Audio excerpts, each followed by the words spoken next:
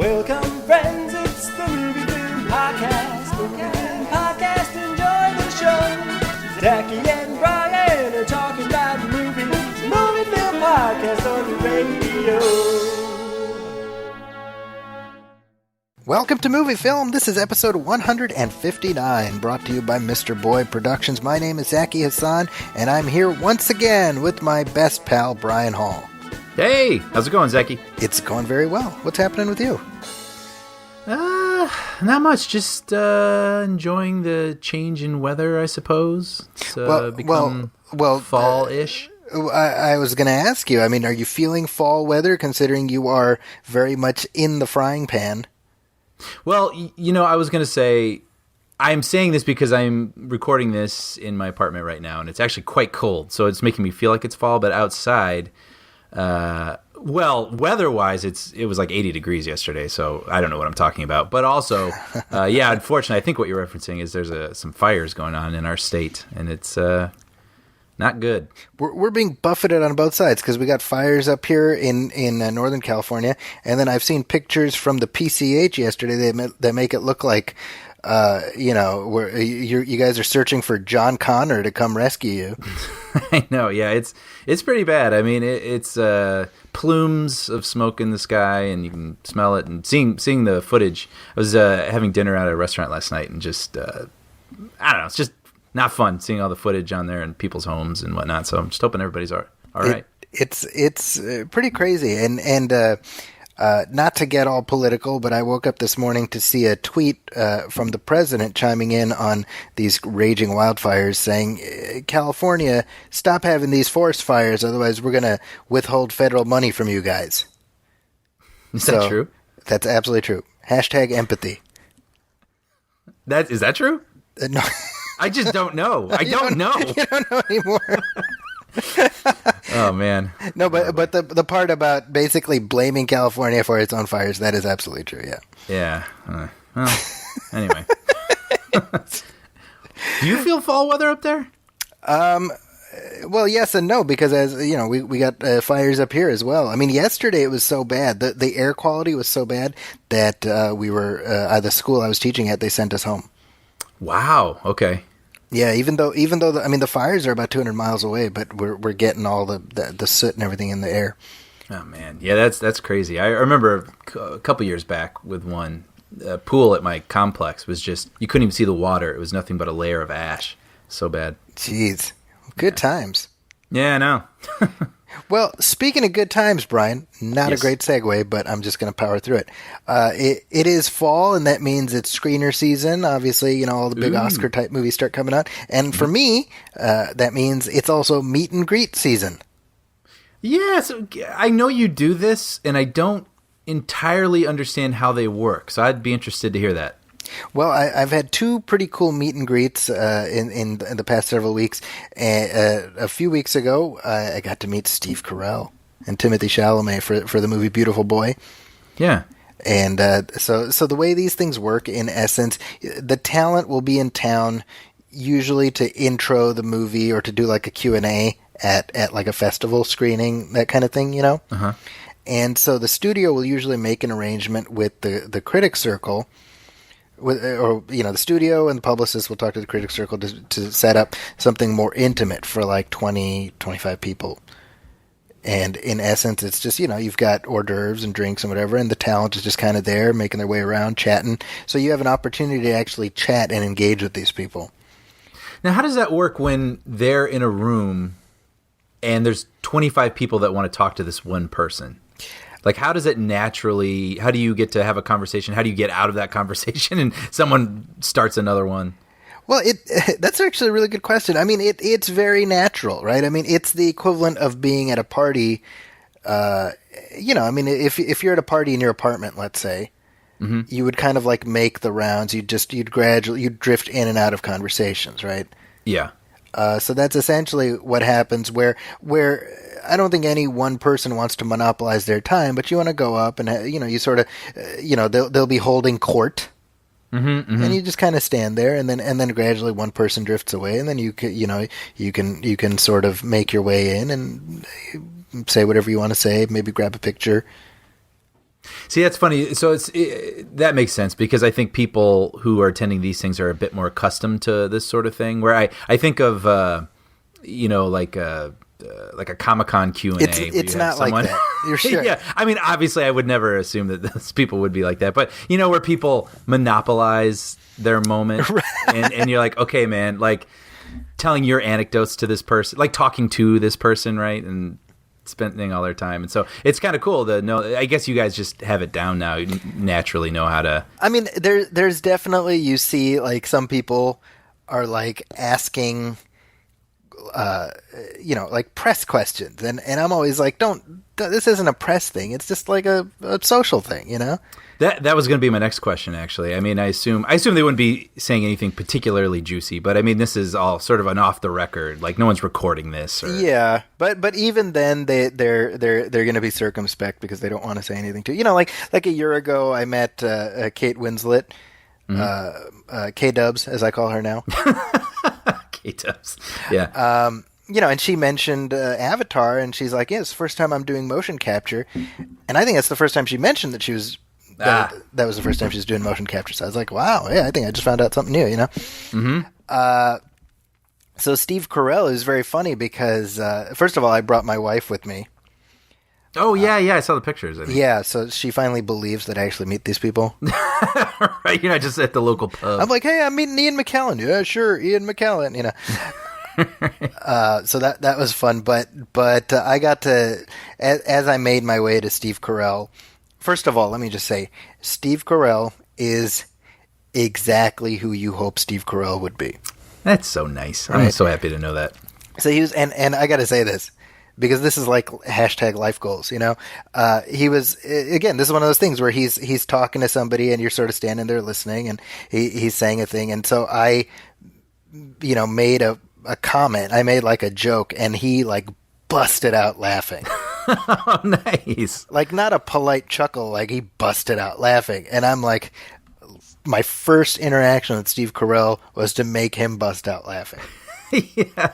I'm like, that's I think fun I'm too. done. You could share that with your wife too, right? Like right. You had someone there. It's not like you have to recount that story later. And... Right. I was, after that, I was like, I should put that on my resume. That should be like, yeah. Made Steve Carell laugh for real, But I talked to him about the Dana Carvey documentary. Oh, nice. Which I've talked to you about. And that's kind of the lead up here is so perfect because I had shown that literally that week. So this was on a Saturday. I had shown that documentary in my class, and I was talking to my students, and I was like, "What do you guys think?" And one of my students is like, "Oh, I love Steve Carell." So I got to lead with that. I was showing the documentary, and this is what my student said. He's like, "Oh, that's so great," and he's like, "I haven't even seen the documentary. Is it good?" And so you can tell that's not something he talks about that much. The Dana Carvey show. Yes. So he just held forth, and Amina, my wife, she was with me. He's like, oh, and I remember this thing happened on the Dana Carvey show where this happened, and it's a story that he actually tells on the documentary. Oh, funny. So I'm like, oh, this is so funny. And he's like, oh, did I tell this? Oh, this is great. And he tells the story again, and I'm like, this is so surreal.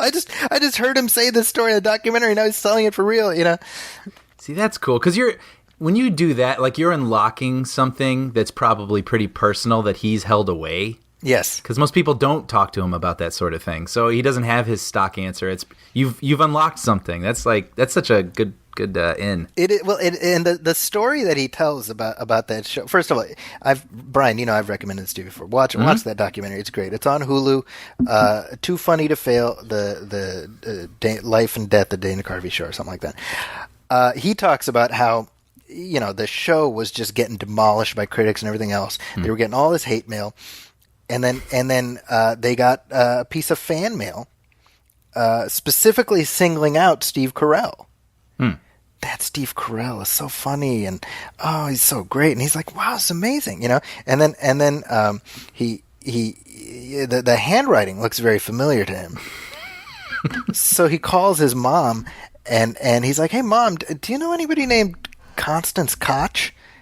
And she's like, why do you ask? And he's like, the one piece of fan mail I got was from my mom. Aw.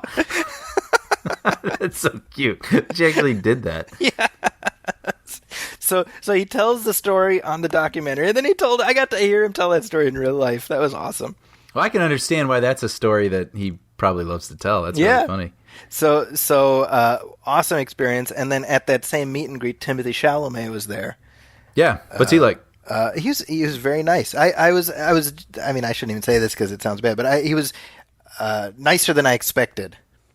Yeah, no, I imagine. Well, the parts that he plays, he's a little sullen teenager type, right? Yeah, I want to couch what I say. I think he was a lot more introspective and thoughtful than I expected. Let's put it that way.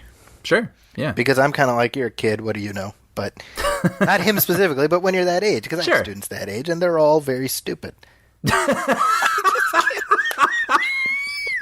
If one of my students listen to this, I was just imagining tears streaming down their face, just on the BART right now with their headphones plugged in, like, "Hey." but same thing, Amina was super excited to talk to him because she loved him in Lady Bird. Oh yeah, that's right. And so what we're talking about as far as keeping stuff close to the chest. Now I don't know if you know this, but Timothée Chalamet is starring in the new adaptation of Dune. I did not know that. Oh, okay. Yeah, so Denis Villeneuve. Denis Villeneuve is doing it. So Timothée Chalamet is going to be in the role. Have you seen Dune, the previous version? I haven't, no. You know that it starred Kyle MacLachlan, I'm assuming. Yeah, David Lynch. I don't know. Somehow missed that one. So Chalamet is in the Kyle MacLachlan role. Okay. Wow, interesting. I'm a big fan of the book, so I was like, "Oh man, you're doing Dune. Like, why did you? What made you want to sign on?" He's like, "Villeneuve. That's basically the reason," which makes sense. Absolutely. And then I asked him, I was like, "So is it going to be? Are you doing the whole book in one movie? Are you splitting it up?" And he was like, "Well, I don't think I can tell you that." So, oh, interesting. So there you go. That's they still have to sort of be aware of their surroundings, I guess. Yeah. Huh. But hey, Brian, my meet and greet adventures don't end there. What? I know. Shortly thereafter, about a week or so after, here in Oakland, Ryan Coogler was there because Disney is trying to put Black Panther up for Oscar consideration, right? Which feels like kind of a Hail Mary to me. Yeah, well, that also makes me think, I can't believe that movie came out this year. That's a good Feels point. like a long time ago. It feels like that movie always existed. We've been aging in dog years in 2018. Yeah. So with that one, that was in Oakland, and he's an Oakland local. Mm-hmm. But I took my oldest son with me. Oh, I saw that picture. That was adorable. And this is the first time he's been to one of these, and I thought, oh, this will be great because we're working through the Rocky movies, so we're now on Creed, and I wore my Ivan Drago T-shirt. Did you? I did. He's like, Ryan Coogler's like, oh, you're gonna like the new one. Oh, that's great. But he was. Did you have Hamza go like, Mr. Coogler, why didn't you direct the latest Creed movie? Why? Sure, Mr. Homer. Sure. yeah. That's the whooping cough I was doing. Sorry. Yeah. No, I got it. So that was really fun. And I've for me taking my son with me to that one, it meant a lot to me because I was telling him about the story of how Coogler got Creed made. I was telling my son, right. I was like, he's like a nobody, and he has this idea for this Rocky sequel, and he's just like, hey, let's reach out to Sylvester Stallone and see what he says. And I'm like, think about that. Like, how many people, how many of us have written like a fanfic in our head and we're just like, yeah, whatever. Right. And this guy's like, hey, let's see what he says. Mm-hmm. His first movie hadn't even come out yet, and he rolled the dice on it. And now here we are. It's like a whole new franchise. I didn't even realize it was pre, what was that station? Fruitvale. Fruitvale, yeah. Yeah. Wow. Isn't that amazing? Yeah. So that's gumption, man. Gumption. That's what I was telling Hamza. I was just like, you gotta be willing to you gotta be willing to hear no because they might say yes. Right. I mean, too many times we stop ourselves from even reaching out because we're like, oh, what if? Yeah. Well, yeah, they might say no, but if you ask, then there's a 50% chance that they'll say yes. And how cool that you could tell him that story. I mean, that story is even affecting me as you say it right now. And then he gets to meet the guy. Yeah. How cool. And it's like now cut to 3 years later, he's the director of the number 3 movie of all time domestically. Wow. I mean, what a story, Seriously. Well, I mean, it also helps when you got the chops. That's true. It helps that he knows what he's doing. His Rocky fanfic turned out to be pretty great. That's true. Yeah. Anyway, that's enough about my adventures, Brian.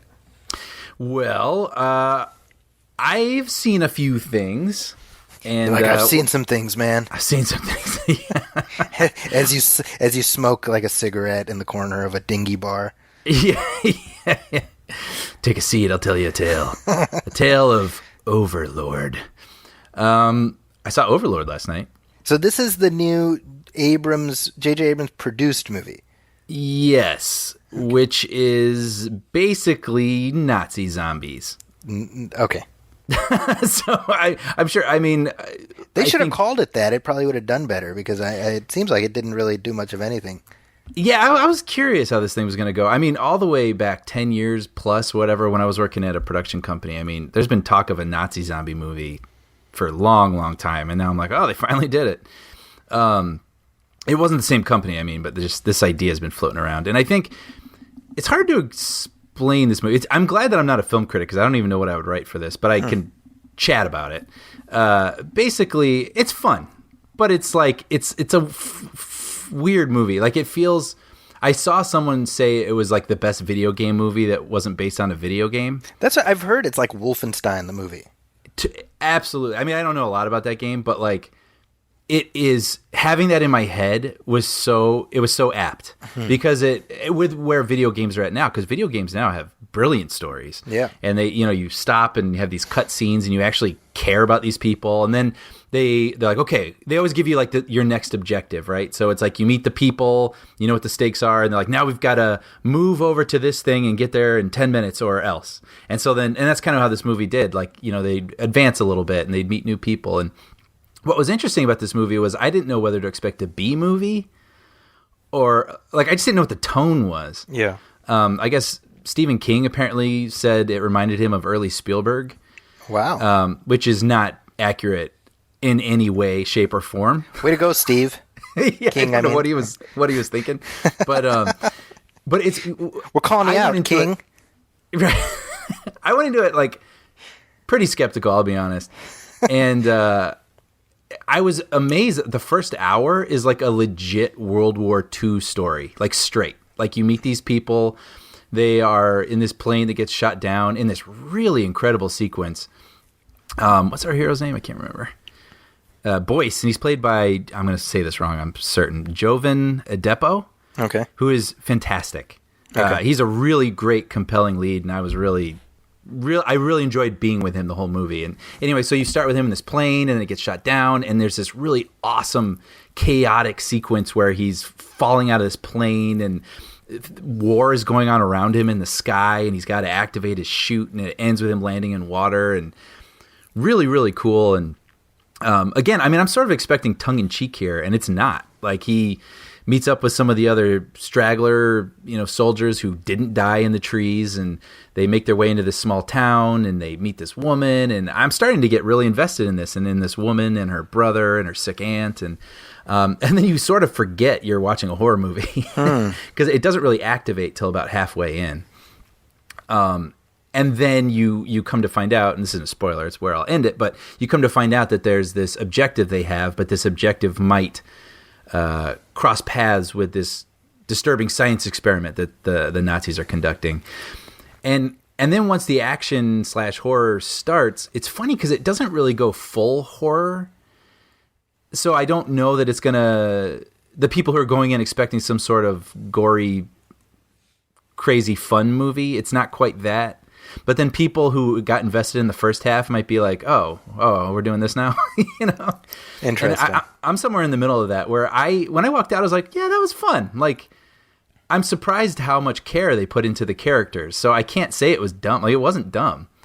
And then this quote unquote science. I mean, it's not trying to be legit science, but I mean, like the whole experimentation of it.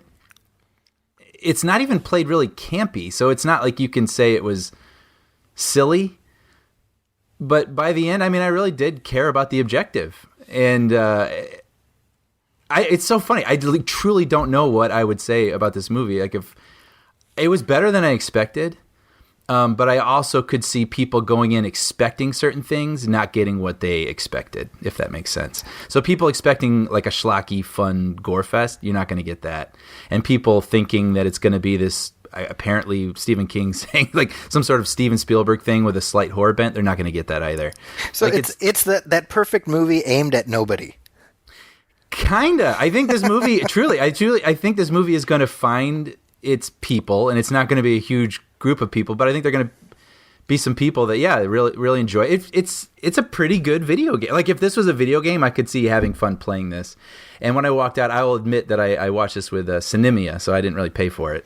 But I walked out going, I had some fun with that. And I like I said, went in skeptical, and I walked out like, yeah, that was pretty fun. But if anyone then went and saw it and was like, what the hell were you smoking, Brian? I'd be like, yeah, no, I believe you. I believe you.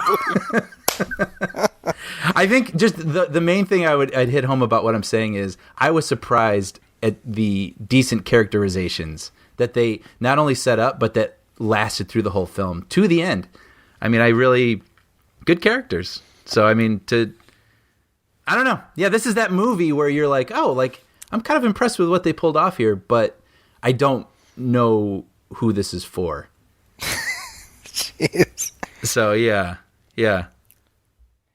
Well, I don't even know. This is why sometimes I'm glad I'm not a critic, because I don't know exactly even what I would rate this movie. I can just talk about it like this. That's the same thing, Brian, I say when like my kid brings home an art project that's not very good. I'd be like, I don't know who this is for, but thank you. See, I feel like I get stuck in this funny middle ground where I don't know how to say if something, like, I can't say if it's good or bad.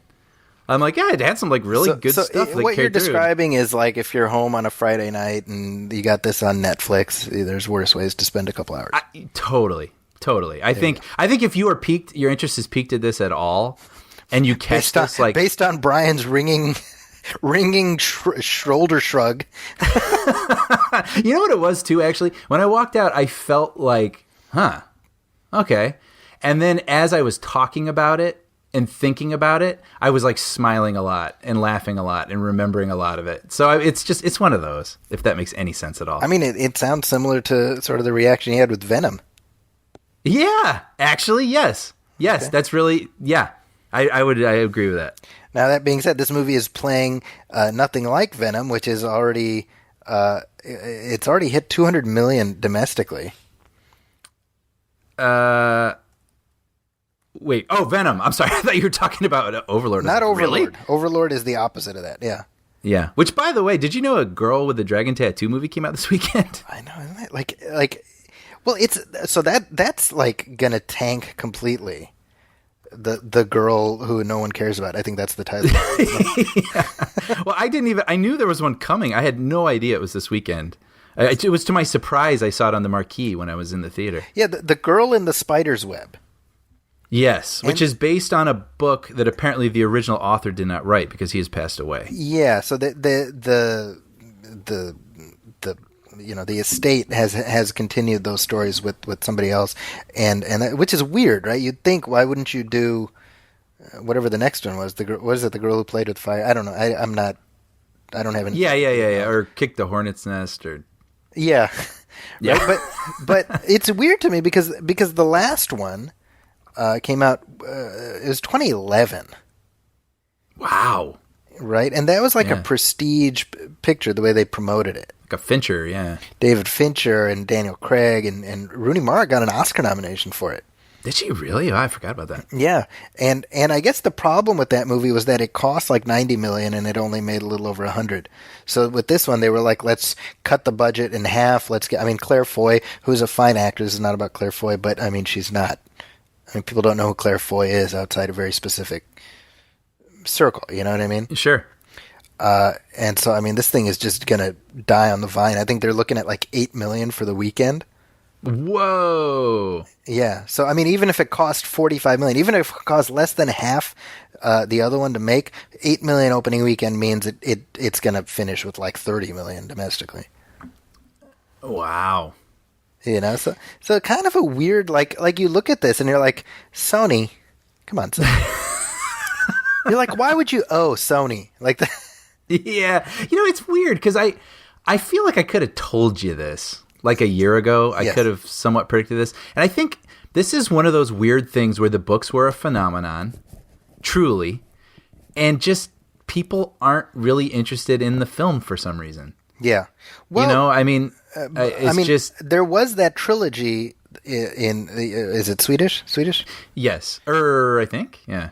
With Noomi Rapace. Yeah, I made a star out of her. And I watched those and I thought they were fine, but I think I like the concept of the stories more than I actually enjoyed the films. Like, I like the character and the idea of the character, but I actually gave up after the second movie because I just didn't feel the need to keep going. Yeah, it's sort of locked into its specific tone and aesthetic. Yeah, but I can completely imagine the books where you get a little bit more into their psyche. I can imagine that being a compelling thing, but I don't know. It just seemed like the movies didn't set the world on fire, and this could have possibly seen this coming. Yeah, I get the desire to repopulate an IP, but I mean, it was funny to see the trailer because it was set in the character, Elizabeth Salander as sort of like a superhero kind of, you know. Oh yeah. Sorry. I was like, who's that?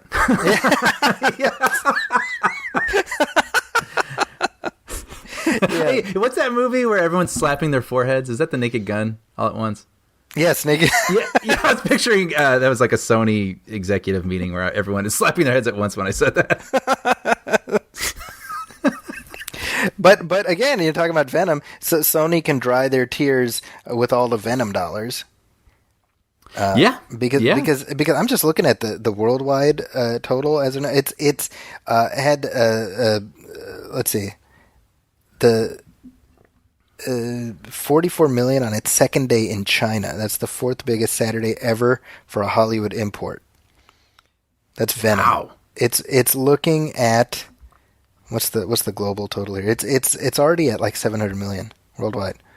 Whew. Man, I would have never predicted that.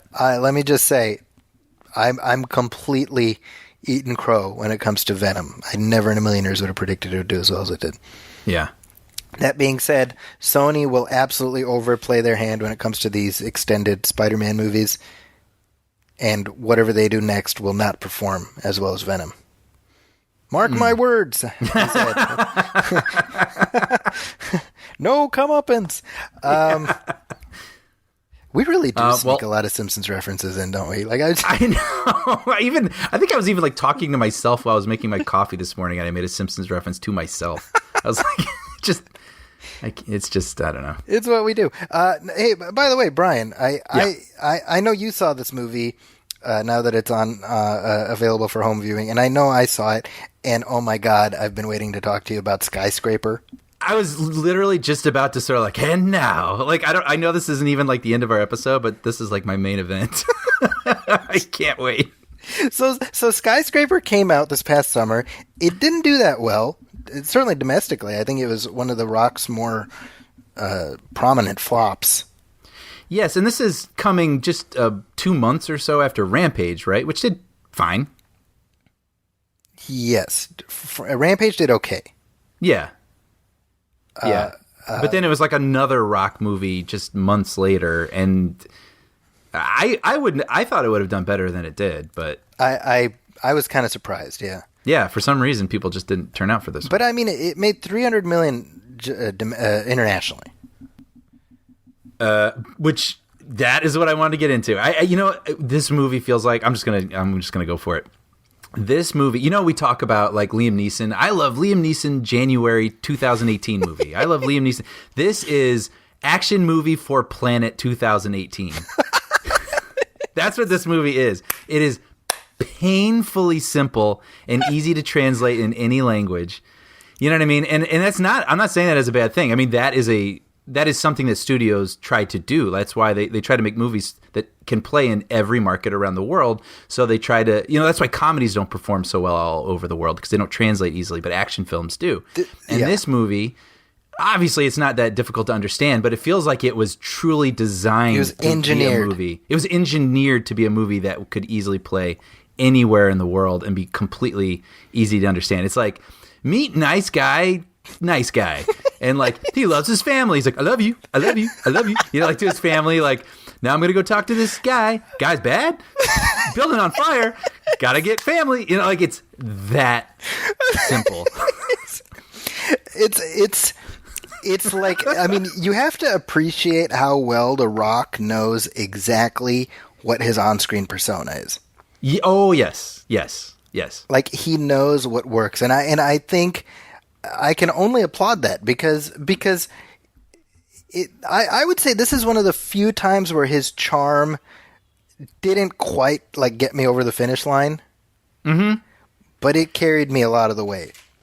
I feel like this, I agree with you because I do like The Rock, but I feel like this was the first time he was showing his hand a little bit, like, I know what I'm doing. Yes. And I felt it in this movie.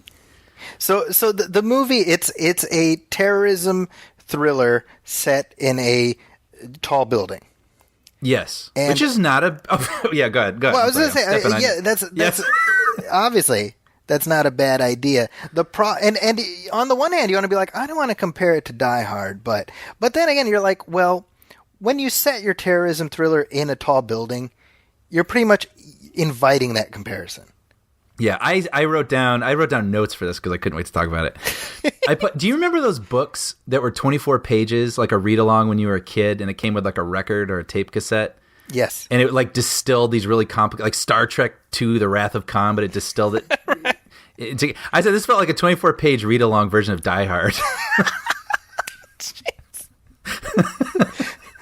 It's weird because as I'm watching, I'm forcing myself not to make that comparison. But then I'm like, you know what I mean? Like, to me, it's like, hey, it's a movie about a planet where intelligent bears have taken over. Like, yes. You're like, well, I don't want to compare it to Planet of the Apes, but it feels kind of, that's what this is like, Yeah. Because you look at, well, you look at all the things Die Hard did that make it work, and then you look at this and you're like, what the, and here's the thing. Okay, so I just want to say the movie starts, okay, and we've got the prologue where like Dwayne Johnson is like an FBI negotiator, and then he misjudges the situation and he gets caught in an explosion. He loses his leg, and that's where the doctor who operates on him is Neve Campbell. He marries her, etc.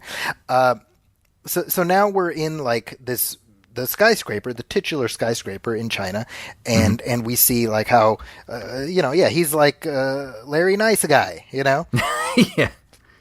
And so the first scene of the movie is like Neve Campbell. She's like, "Hey, my phone's not working," and he's like, "What have I told you about the phone? If it doesn't work, you turn it on, you turn it off, and you turn it back on again."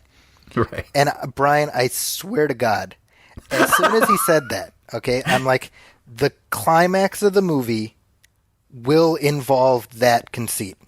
I can't believe I didn't see it.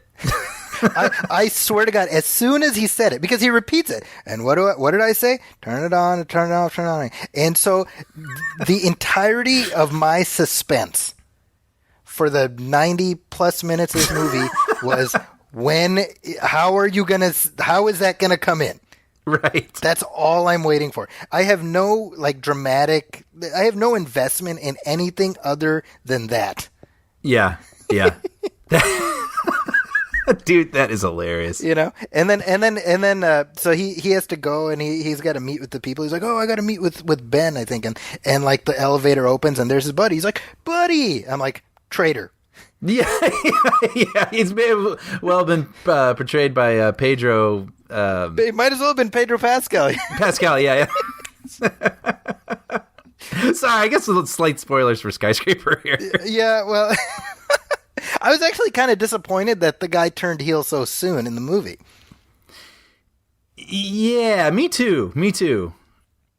I'm sorry, it was a couple weeks ago I watched it, but I was trying to remember if they even gave him like a slight redemption. I think he was like, "I didn't have a choice," as he died or something like that. But And you see The Rock is like such a good guy because he's like, come on, stay with me, man, stay with me. Yeah, yeah. After he's like tried to kill him, yeah. But here's the thing: you make the Die Hard comparison. And you know, we spent 2 hours talking through Die Hard earlier this year. So I mean, you know how much we love that movie. Mm-hmm. What makes that movie so effective is how real it all feels. Okay. Yes. Nakatomi feels like a real place. Yes. Right. The Pearl, it's called. It's like the goddamn Starship Enterprise. Yes, but if you were completely aware it was not a set, and it was like made entirely in a computer, and they're standing in a green screen the whole time. And it's so bizarre because they should call it like MacGuffin Tower. Because it's like, oh, here we have this thing in the middle that's like a spinning rotor machine that the air conditioner is run by this thing. It's like, why would you have that in there? Well, in case you need to jump through it to get through. Exactly. Well, because it's like anything that needs to get done in this building, you have to pass a video game obstacle to get to. Yeah, and then the owner's like, oh, let me take you upstairs to, I think he's the showdown room. Basically. Yes.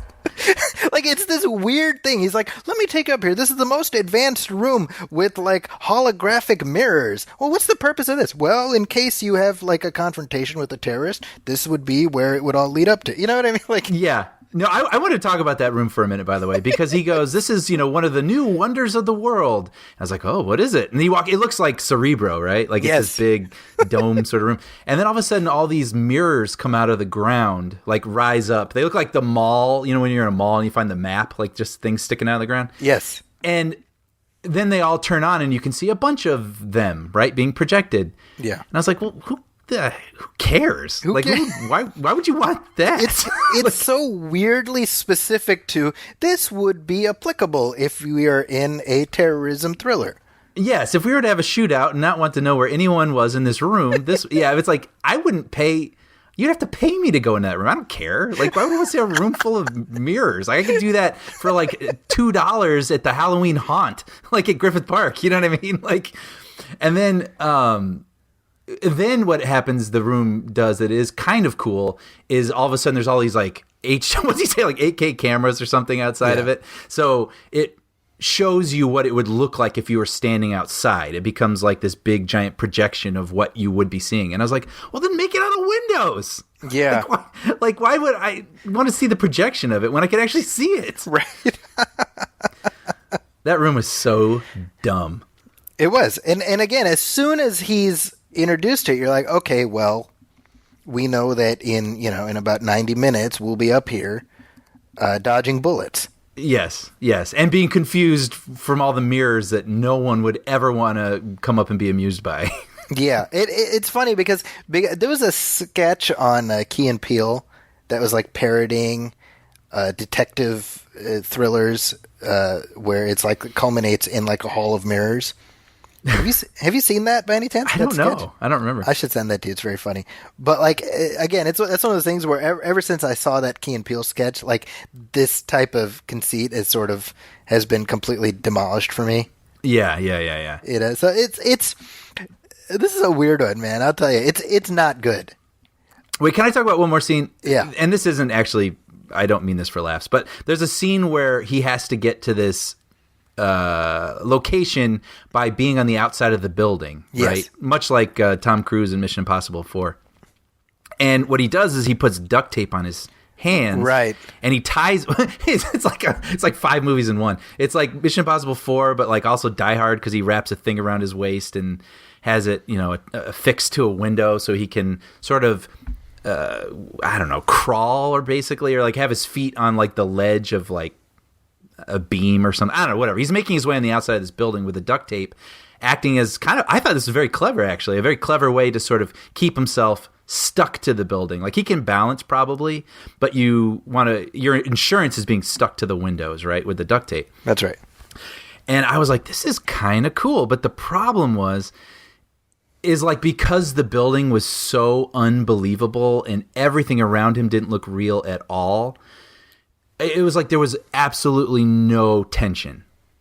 But I was like, if this was in a Die Hard film where I really feel like they shot it on location, and they did this sequence, and he doesn't even have to actually be on the ledge like a Tom Cruise kind of thing. Like, if I just for 1 minute believed this building was real, I was like, this is a great sequence. But like, there wasn't one part of me that believed anything about that building. And then it just, I was sort of lamented the wasted set piece because I thought it could have been a real good thing, but it was just not in any believable sort of scenario. Yeah, that's the whole movie. I mean, it's all like, we can tell when it's not real.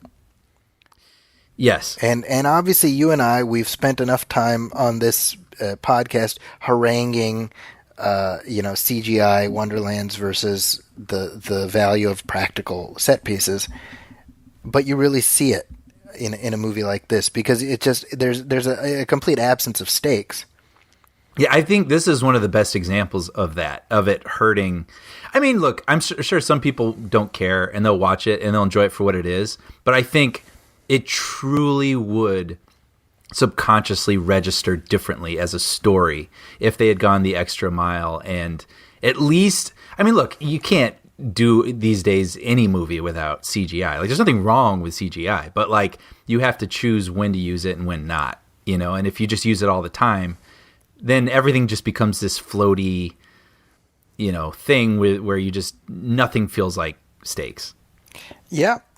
So that's where we are on Skyscraper. Yeah, and if you want to see The Rock rescue his family by holding up a suspension bridge with his own two hands, that reminded me of like Commando or something, where like those old Schwarzenegger movies where he was displaying the kind of like superhuman strength, where you're like, is that possible? I don't know, like. I actually thought, I was like, if this was 1993, this would have been like a Dolph Lundgren straight-to-video movie. See, I was generous. I was like, this would have been like a Schwarzenegger movie. Maybe you're right. Maybe I'm being a little hard. But you're totally right. Or maybe I'm giving too much credit to some 80s. Like, I mean, I remember it in Commando, right? Where like Radon Chong is like, we don't have a car. And he's like, we have a car. And he like flips the Volkswagen over. It's like upside down.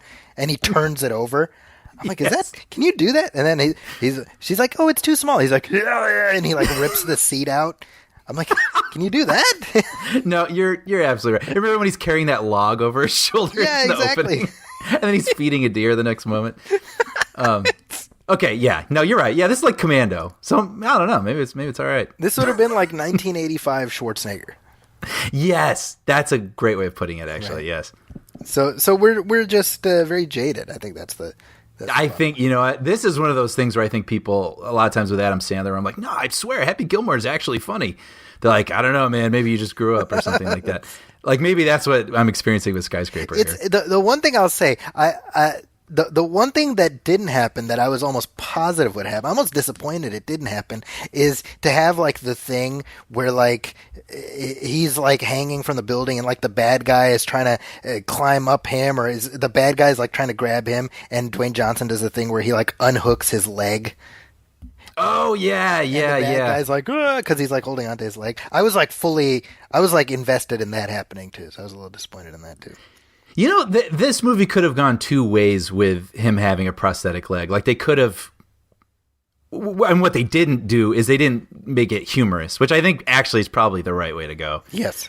But, and it does save his neck a couple times, which is kind of interesting. But yeah, I can see the version of that version as well. It was weird. The prosthetic leg was weirdly unessential for the majority of them. Like, it didn't. Yeah. I mean, there's like a moment or two, like, it does become like a Deus Ex Machina kind of thing. But on the whole, like, I was wondering was it to make him seem more vulnerable? Maybe, because it's The Rock and you're like, well, The Rock is like invulnerable in any situation. Look, man, he's doing shit in this movie that I got two legs I wouldn't be able to do. He like climbs a crane and that leap. Jumps across the chasm, Yeah. So you know what? In the right frame of mind, I think Skyscraper is a good way to kill a couple hours. I was laughing through it. I'm laughing about it now. Yeah. I know it's we're making fun of it, but yeah, it is what it is, and it's kind of a fun dumb watch. Fun and dumb. I agree with that. All right, well, moving on, Brian, and before we get to headlines, there was one listener letter that I wanted to share with you about our last episode, which you might remember was our commentary track for Indiana Jones and the Temple of Doom. Yeah. So this is from Tim Maloney, who says, I cracked up hearing Brian describe how much he loves Spielberg while a little tipsy. And that actually is true, Tim. Yeah, it is true. Brian Especially ask my brother. He's a mean drunk while discussing Spielberg. That's funny. You just don't get 1942, man. Right. Maybe 1942 doesn't like you. Dude, that would be so funny. He says, I think I'll give Temple of Doom a second chance after hearing what you guys say. I loved it growing up, but as I got older, Willie and Shorty got annoying, and the cult of Kali was, for the wrong reasons, unnerving. Despite that, it has two of the best action scenes of the series. The Club Obi-Wan fight, / Shanghai chase, and Indy freeing the slave kids, / fighting the big guy, / the minecart chase. Everything in between loses some of the petrol that was gunning it. Can you tell Tim is in the UK? Petrol. Funny. I love it. Yeah. I can't say I disagree with that. I mean, you know, I think we covered some of that in our track, and yet, you know, I have just an utter affinity for Indy too. Yeah, well, I guess it kind of goes with what we said with Skyscraper, right? Like, I mean, if it comes at you the right way or the certain age, maybe that's what I'm trying more to say. Like, if your kids watch Skyscraper, they might grow up loving Skyscraper, right? And it's like when something hits you at a certain age, you just forgive it for the rest of your life, even though you begin to notice things like cracks in the cement, you know? Yes. Although I would rate Temple of Doom slightly higher than Skyscraper. Oh, yeah, sure. Just slightly.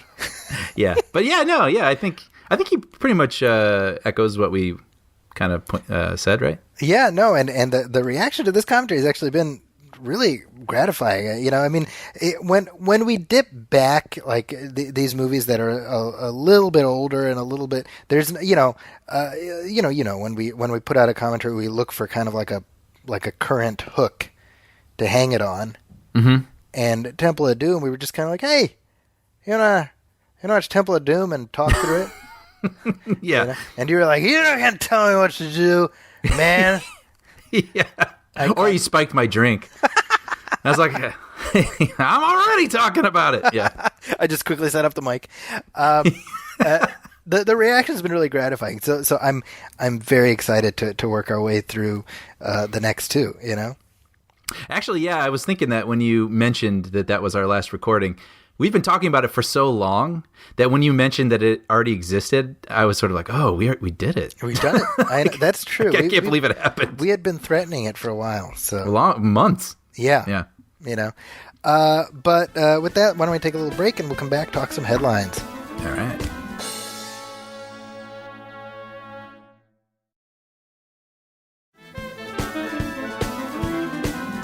And we're back, and hey, we got a small handful of headlines that I figure we can just cycle through. All right, let's do it. So, last time when we did our regular show, I had mentioned that a Superman TV show was in development at the CW. You know, the Superman is a recurring character on those various DC Comics shows, and I just want to correct the record, Brian, because we owe our audience. There is no such show at present that is in development, although I have to imagine that it's at least, you know, batting around the brain pans of the various people involved. How can it not must be, right? Yeah.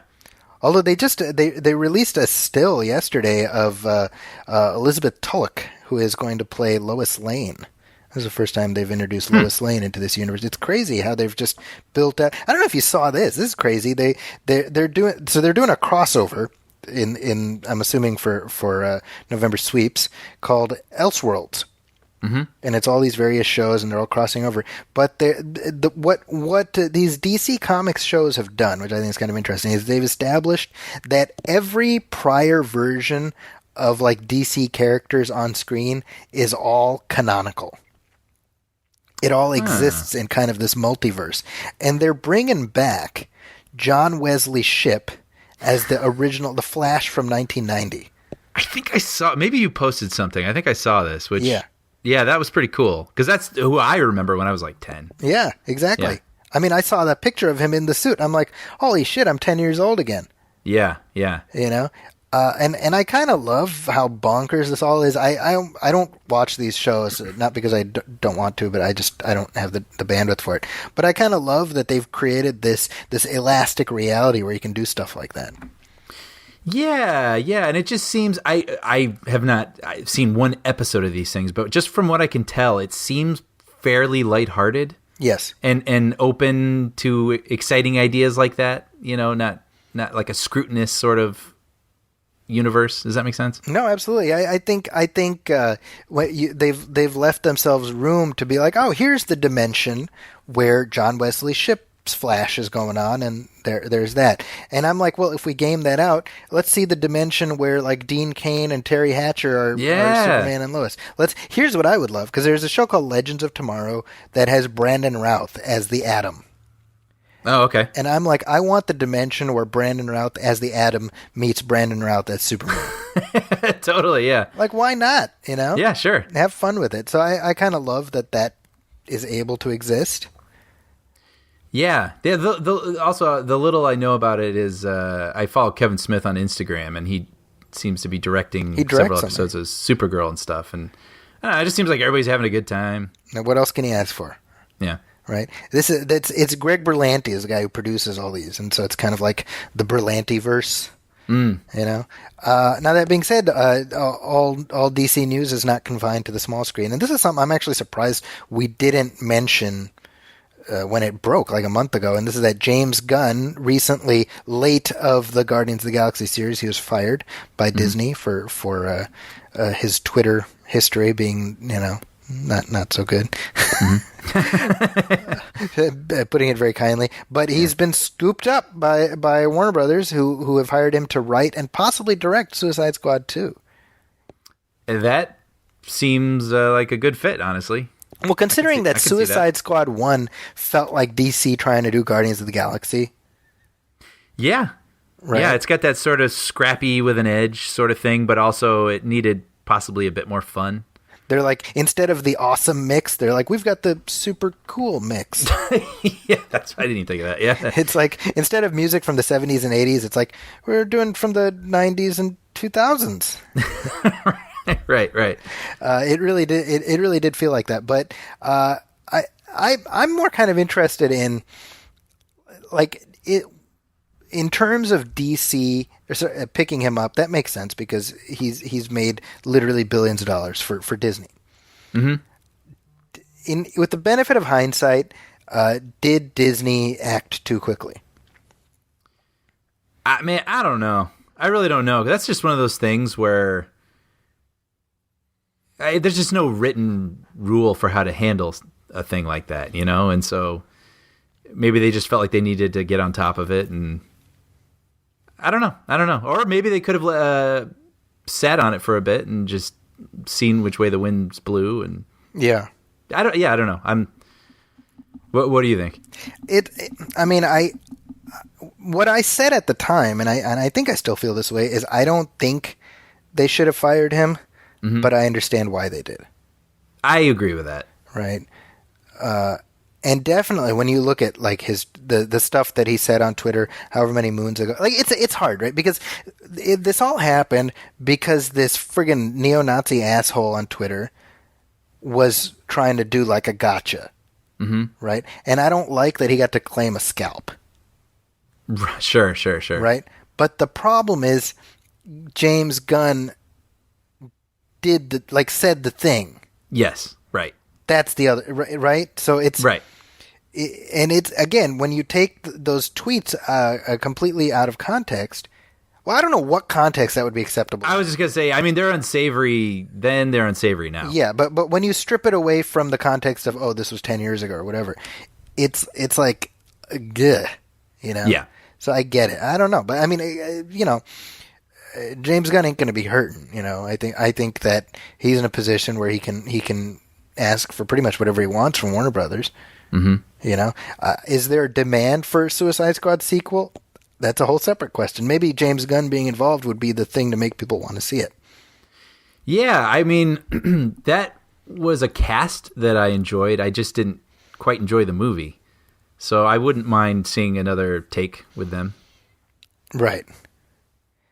Yeah, and what I've heard is that it'll basically dispense with most of the cast in the first one and just kind of do its own thing. Well, that's interesting because I mean, I feel like you wouldn't want to lose Margot Robbie of all people, right? I mean, I think Although she's now they're doing a movie called Birds of Prey, right, and that's going to feature her. Mm-hmm. It's basically they want to ride Harley Quinn into the ground. Well, yeah, and I was going to say from that movie, if there's anything people, I mean, that movie created a Halloween costume that will live for ages. You know what I mean? Right. With her, so I just feel like her take is.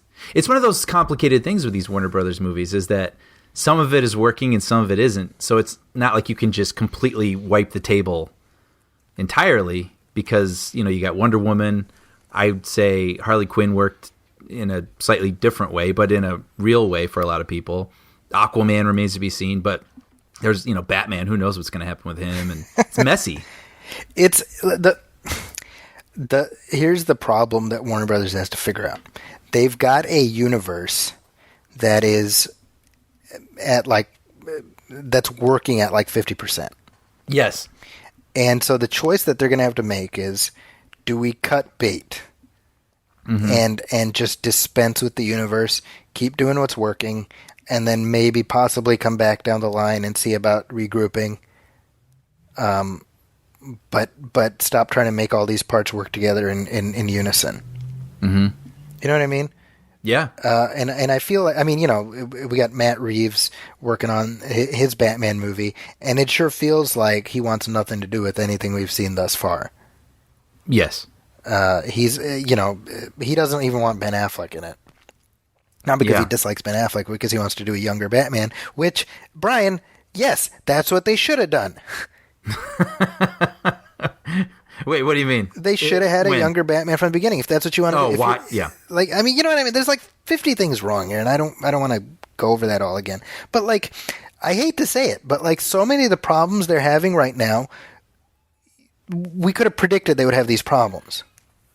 It would have been interesting to have an older Batman one-off. Yes. But to start Batman for what you presumably would be the next 10 years or so older is an interesting choice. I mean, I'll tell you what I would love. I would love a Batman Beyond movie with Michael Keaton as Bruce Wayne. That'd be awesome. Right? Yeah. And to me, that seems like money in the bank. That seems like, yes, of course you should make that movie. Mm-hmm. And since they don't really care about canon and they're just doing whatever with now, you know, they're doing this Joker movie, it's whatever, then yes, you can sell the movie on, hey, Michael Keaton is coming back 30 years later to play Batman again, Bruce Wayne again. I mean, that's you know, it sells itself. Yeah. You know, and it's a Batman in a way we've never seen on screen before. Brian, why don't we run Warner Brothers? I know. Yeah, I feel like we always give out at least 2 solid gold ideas per episode. I mean, they're just sitting on that. They're just sitting on that because I'm just imagining. I mean, you've seen Batman Beyond, right? Yeah. Can't you picture Keaton as that Bruce Wayne? Oh, absolutely. Yeah. Oh man. Yeah. I'm like, I'll be disappointed if that movie never gets made. Yeah. You know, at this rate, Ben Affleck will be old enough to play that Bruce Wayne. I'd be down with that too, I guess. You know. Well, speaking of Disney, you know, Disney doesn't need to worry too much about James Gunn because you know the Fox purchase has been approved. So before long, Disney's going to be swimming in that sweet, sweet Avatar money. This is like one of those things I just truly cannot gauge, and I'm very curious. Now, the joke online, and pretty much everybody online is like, who wants to see an Avatar sequel? And like, it's gotten so old at this point, I don't want to add to that. Yeah, but, well, we've been able to do it for about 10 years now, right? We've gotten, I mean, that's the nutty thing. 10 years. Yeah. That's insane. Like, I can see there being an audience for a sequel like 2 years out. Right? Yes. But you say 10 years later, I mean, this, I'm not rooting for these movies to fail, just to be very, very clear. Sure. I love James Cameron. Exactly. As a filmmaker. And as I've said repeatedly on this show, it's practically my catchphrase on this show, I will never be the guy to bet against James Cameron. Absolutely. Now, that being said, they announced what I'm pretty certain are the titles for Avatar. Stay with me here. 2, 3, 4, and 5. Yes. This 4-movie saga collectively called The Power of Hubris. Right. The hubris cycle. But you know what? You know why that's so funny? Is because we've also had 10 years to see where Avatar rests in the culture. Yes. And it's the highest grossing film of all time. But it's sort of become like the stock take that it has not affected culture a whole lot. Like, people aren't thinking about it, talking about it, quoting it. It's sort of this thing that happened. Yes. So then when you do have these 4 sequels announced, it's not like, Empire Strikes Back being announced after Star Wars. It's sort of like a, huh? Yeah. I mean, I think part of what makes a film beloved is how regularly it remains in front of the public, right? Mm-hmm. And the analogy I would make, and maybe I'm just making this because I'm going through the Rocky movies, right? I'm like, part of the reason that Rocky Balboa is so beloved is that it wasn't just that first movie; it was in rapid succession, 2, 3, 4, and 5. Mm-hmm. Right. So by the 5th one, I mean number 1 was in what was it, 76, I think. So you had 5 movies in 14 years. Wow. Right. Now imagine if you made Rocky 1 and then Rocky 2 was in 1990. Yeah. Would it have mattered? I don't know, but also you would say, do you want to see the continuing adventures of Rocky?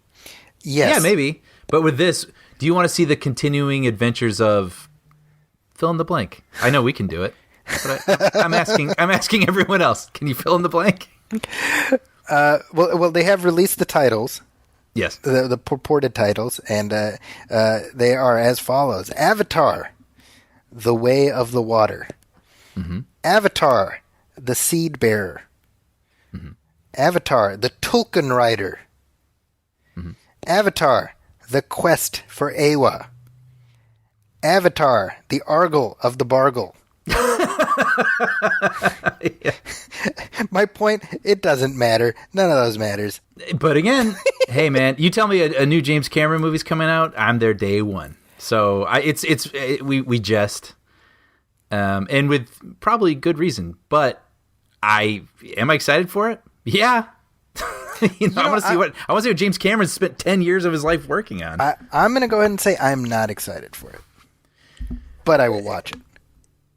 I'm excited for what has James Cameron been up to. I can't say I'm excited to see the continuing adventures of fill in the blank. Yes. Jake Sully. It's Jake Sully. It is. Jake Sully. Yeah. Jake Sully. Neytiri. Yeah, it's weird because you look at his filmography and you realize, like, Cameron has not made very many movies. Yeah. I mean, he's not Steven Spielberg, who Spielberg. It feels like he's just driven to work. Yes. To crank stuff out, and I think Cameron. I mean, obviously, Cameron is more the Kubrick and Terrence Malick school of taking his time, although he's making very different kinds of movies. And this is gonna. I mean, I don't even know how many times we've talked about the Avatar sequels on this show. So it's somebody should go through the archives and just collate all that. It's all us probably saying the same thing. I know, right? It'd be funny if it was like visual. You would just see like our style of our clothes changing as we're saying the exact same things. We have like bell bottoms and like mutton chop sideburns. I don't even know, when is this first sequel coming out? Do we know? Do we have a date for it? I'm going to assume 2020 because 19 is no. Star It Wars. says It says let's see, December 2020 is The Way of the Water, and then the second one after that will be 2021, then 2024, then 2025. Oh, interesting. I mean, to put this in perspective, by the time this number 5 comes out, from movie 1 to movie 5, we'll have gone through potentially 3 presidents. Wow. What if, though, cut to 2025 and we're talking about it and we start our episodes with like, hey, welcome to Movie Film. I see you. It just invades the culture. Isn't that what they say? Yeah. Yeah. I see you. Who knows? You never know. I'm curious. Yeah. I'm not. You know what? One thing I am somewhat perplexed by is the fact that True Lies is not available, like for on digital. Blu-ray. Yeah. Is it not even on Blu-ray?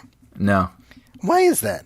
I think there's no HD. I don't know. I saw some video where a guy. The only reason I know that I was watching some video this guy did, and he was talking about it. I'm also somewhat torn because as a Muslim, I obviously True Lies is deeply problematic. Yeah, maybe that plays. But as like a James Cameron fan, I really want to watch True Lies. Yeah, I don't know what to do. Oh man, I know. Schwarzenegger on the horse. And it's got that great score by Brad Great Fiedel. Score. Yeah. Man, I really want to rewatch that movie. Yeah. It's been a while. Yeah, I mean, I haven't seen Great it. Tom Arnold, of all things. Yeah, like, if you remember, that movie is what made people suddenly realize Tom Arnold, like, it can be good and stuff. Yeah. You know? Anyway, speaking of Disney, Brian. Yeah. Yes. More Disney. Moving on. Disney Plus, that's the name of their streaming service. Uh-huh. And they got plans. They got big plans. Oh, yeah. They got some Star Wars plans. We'll talk about that in just a second. But they also have Marvel plans. Mm-hmm. Now, we had mentioned that they were positing possibly doing a Loki series.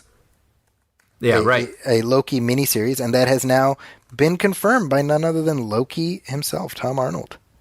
Or Hiddleston. Did I say Tom Arnold? Yeah. I want to see that now. That I would watch. Yeah. Hey, Thor. What do you think about this?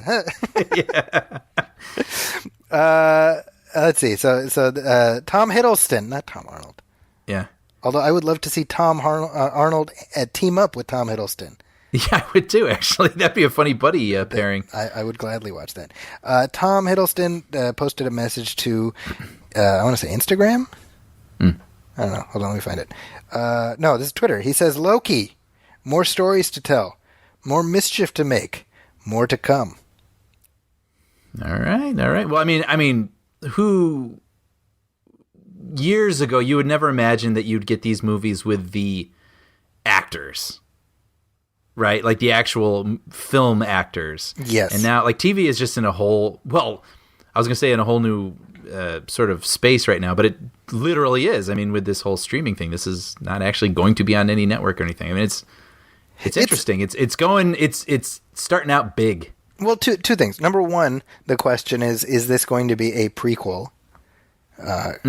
Looking at Loki's earlier years. Sure. Or will it be post Infinity War, so he comes back to life? Yeah. That's the question. I don't know. I mean, it's sort of, I didn't really watch S.H.I.E.L.D., but didn't it seem like a bit of a sort of cheat to the films to sort of retcon Yeah, like when what everyone is still sort of reacting to? Yeah, well, yes and no. Because personally, I agree with you. Like, I thought his death in Infinity War was meaningful. Yeah. But whenever we get that question, I'm always like, well, does Star Trek 3 being the search for Spock make his death at the end of Wrath of Khan any less meaningful? That's a good point. And I would say no. So I'm game. Mm-hmm. And speaking of like Marvel on TV, I mean, I don't know if you saw this, but like Netflix, they got their series, they got their various Marvel shows, but they've already canceled. They canceled Luke Cage and Iron Fist. I did see that, yeah. So I'm like, man, half of Netflix's Marvel shows snapped out of existence. I guess they are all connected. Right. It is all part of the same universe. Also, I was reading, you're talking about Agents of S.H.I.E.L.D. I was looking at an analysis of streaming metrics, and based on viewers and social media, likes and things like that, Agents of S.H.I.E.L.D. is actually the most popular Marvel TV show, even including the Netflix shows. Wow. Kind of interesting, because that show doesn't really get talked about at all, even though it's headed into its 6th season. That is interesting. And it's interesting with, well, I mean, I guess the Luke Cage Iron Fist thing. I mean, you can see that everything's going to end up eventually at Disney, all this Marvel stuff. But it's funny where with Netflix, where they do cancel shows and like American Vandal, which I I saw they canceled that. I shed a tear for you. Yeah. But it's funny because you don't see 40. Wait, sorry, what? I poured a 40 in for you. You know. Okay. Yeah. But it's like we don't see the numbers, so we don't always know why. Yes. Like on network, it's obvious when something gets canceled. Like, oh, well, people weren't watching. But with Netflix, it's a little more mysterious. Even though my understanding is that with American Vandal, it was produced by a company that was not Netflix. Oh, so Netflix had less incentive to keep it on. Yes. So this is like what happens on networks all the time. Yes, Right? which like the Last Man Standing thing, which I didn't realize, that Tim Allen thing that was on ABC, and it goes over to Fox, and it's a Fox produced show. And then now it's going to be an ABC show again, or it's going to be a Disney Oh yeah, show. Exactly. Just like hopscotching around. So yeah, it's just funny, these sort of like businessy sorts. Yeah, of even Brian. machinations. The alternative to that is how Fox canceled Brooklyn Nine-Nine, and then Yes. NBC picked it up. Right. Which I need to watch that show. I keep hearing how good it is. My brother, he just won't let it go about that I need to watch it, and then I do, and it's truly like laugh out loud funny. It seems like a Brian Hall show.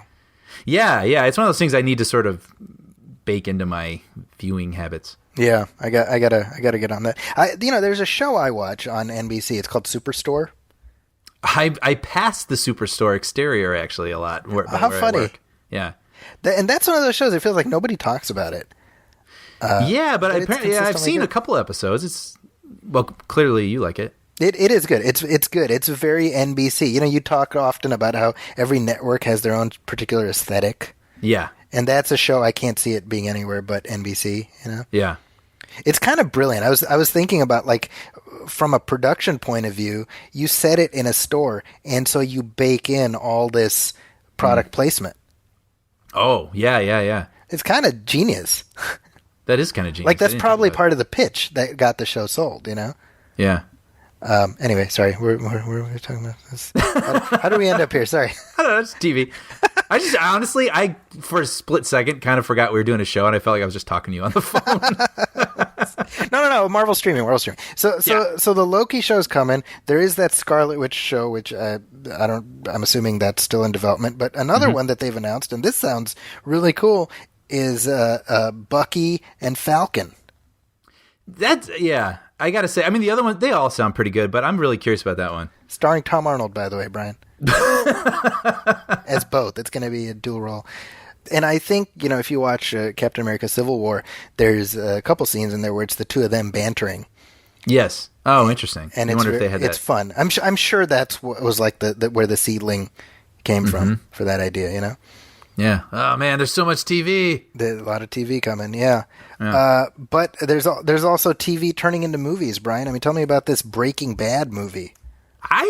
I thought this was incredibly surprising, but apparently, AMC, right, had like a Walking Dead thing. What's the guy, Rick Grimes? Yeah, Andrew Lincoln. This has been a recurring story on this show about my falling in and out of The Walking Dead. I tuned in this past week for Andrew Lincoln's last episode. He plays Rick Grimes, the lead of the show, and AMC was like nonstop. Andrew Lincoln's last episode, like, what's going to happen? And so I was like, well, I suppose I should just jump in just to see what happens, and I'm not going to spoil it, but well, I guess I can spoil it because AMC spoiled it. Yes. Well, that's what I was getting at. Is then they're like, "Hey, there's 3 Walking Dead movies starring Andrew Lincoln forthcoming." Yeah, and Brian, by the way, yeah. This is my own stupid fault, but like I was like, oh, I'm gonna watch this, and I'm trying to I stay off social media, and right before the episode starts, I was on my phone just fumbling around, and I go to Deadline, and like big banner headline: Andrew Lincoln to star in 3 Walking Dead movies. I'm like, son of a bitch. I made it right to the, because you don't know if he's gonna live or die. Yes, and then you're like, all right, well, I guess he's gonna live then. Well, and then interestingly, same network, AMC, they announced that Breaking Bad, which hasn't been on the air for several years, is going to have a movie. But the Breaking Bad universe has continued. The universe has continued on Better Call Saul, which I've said many times I adore. Yeah. And so if I heard that a Breaking Bad movie was coming, part of me is like, man, that story's done. Like, it ended well. Let's just leave it alone. But, Vince Gilligan has done such a good job of expanding the universe with Better Call Saul, which has it dances a little bit in the Breaking Bad universe, but it also has created enough of its own mythology to be its own really great, brilliant thing that I'm like, well, I don't know. The guy seems to know what he's doing. But do we know anything about this movie? Yeah, apparently it is going to. They teased it at first. They said it's about a kidnapped man who escapes, and and everyone was like, "Oh, so it's about Jesse."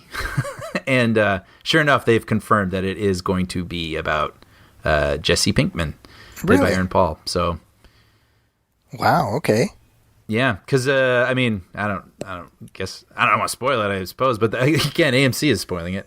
It basically ends with the final season of Breaking Bad. He's held captive and he breaks free, and you don't know what's going to happen to him afterwards, but he escapes from this situation. Do you think Jesse is a compelling enough character to have an entire story centered on him? Yes, I do. However, I like the ambiguity that they left it on with him. Because he kind of drives off into the distance with the kind of laughing, or like laughing, crying, like joyfully, like he escaped, kind of. Yeah, and the show is such a dark sort of world that you would not be surprised if something bad happened to him. But on the other hand, my heart wants him to truly be free. Right. So it's kind of nice to have that sort of open-ended thing that you can sort of speculate and then leave it at that. So I'm a little cautious about continuing that story, but on the other hand, like I said, Vince Gilligan has a pretty great track record. He's earned the right to tell whatever story he wants to tell. If he's got something he wants to say, I'm going to listen. So yeah, that's very. But it remains to be seen if this is going to be theatrical or a TV film, I should say. If I were to guess, it would be a TV movie. I mean, if AMC is pushing hard into made for TV space, yeah, I can see it doing well on TV. I see less chance of it doing well in the theaters. I agree with that. Yeah. Right. Well.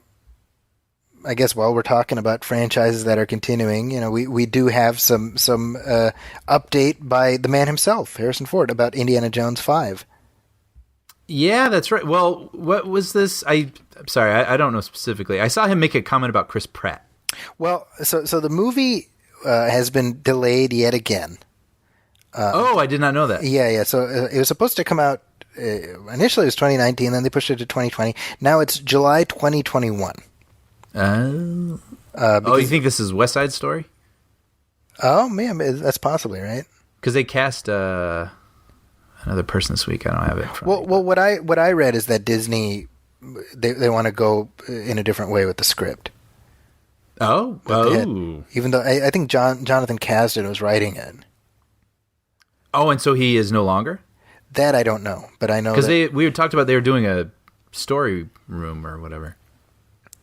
Writer's room is what I'm trying to say. A writer's room, but maybe the writer's room was formed as a result of wanting to go in a different direction. That's interesting. It's funny because I can't imagine Paramount said much about the stories that Spielberg and Lucas were proposing back in the 80s, so it's kind of funny Disney is now like, Disney is not so sure about this story. Yeah.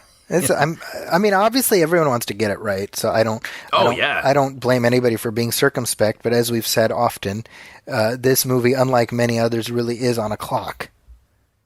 Yeah. And on top of that, I'd say it's got a lot riding on it. I mean, this is truly going to be indie riding into the sunset again. So it's got to get it right. Well, so Harrison Ford was at a SAG event, and he was asked about the status of the movie. So I think we have some audio of Harrison Ford. This is Harrison Ford on Indy 5. Okay, we've got a script in production. We're all very excited about it, and I'm looking forward to it. So he's really excited. That's great. Yeah. And then we should add some in post production. We should add some like Walla and stuff from like a crowd and like just.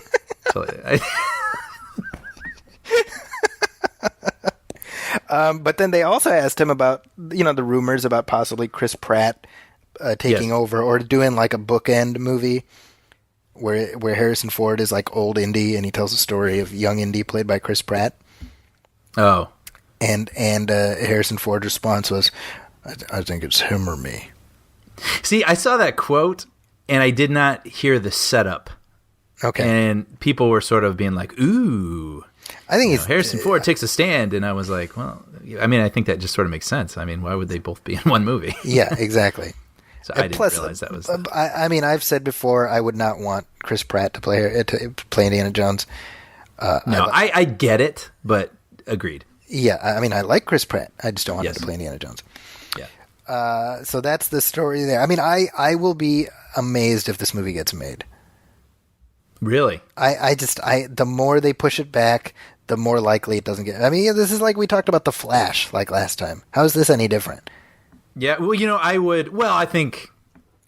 don't know. I think this is more of a, maybe more anticipation. And when you speak so definitively about this thing happening, it's a bigger deal if this movie spoken by these people ends up not happening. Like it feels like a retreat.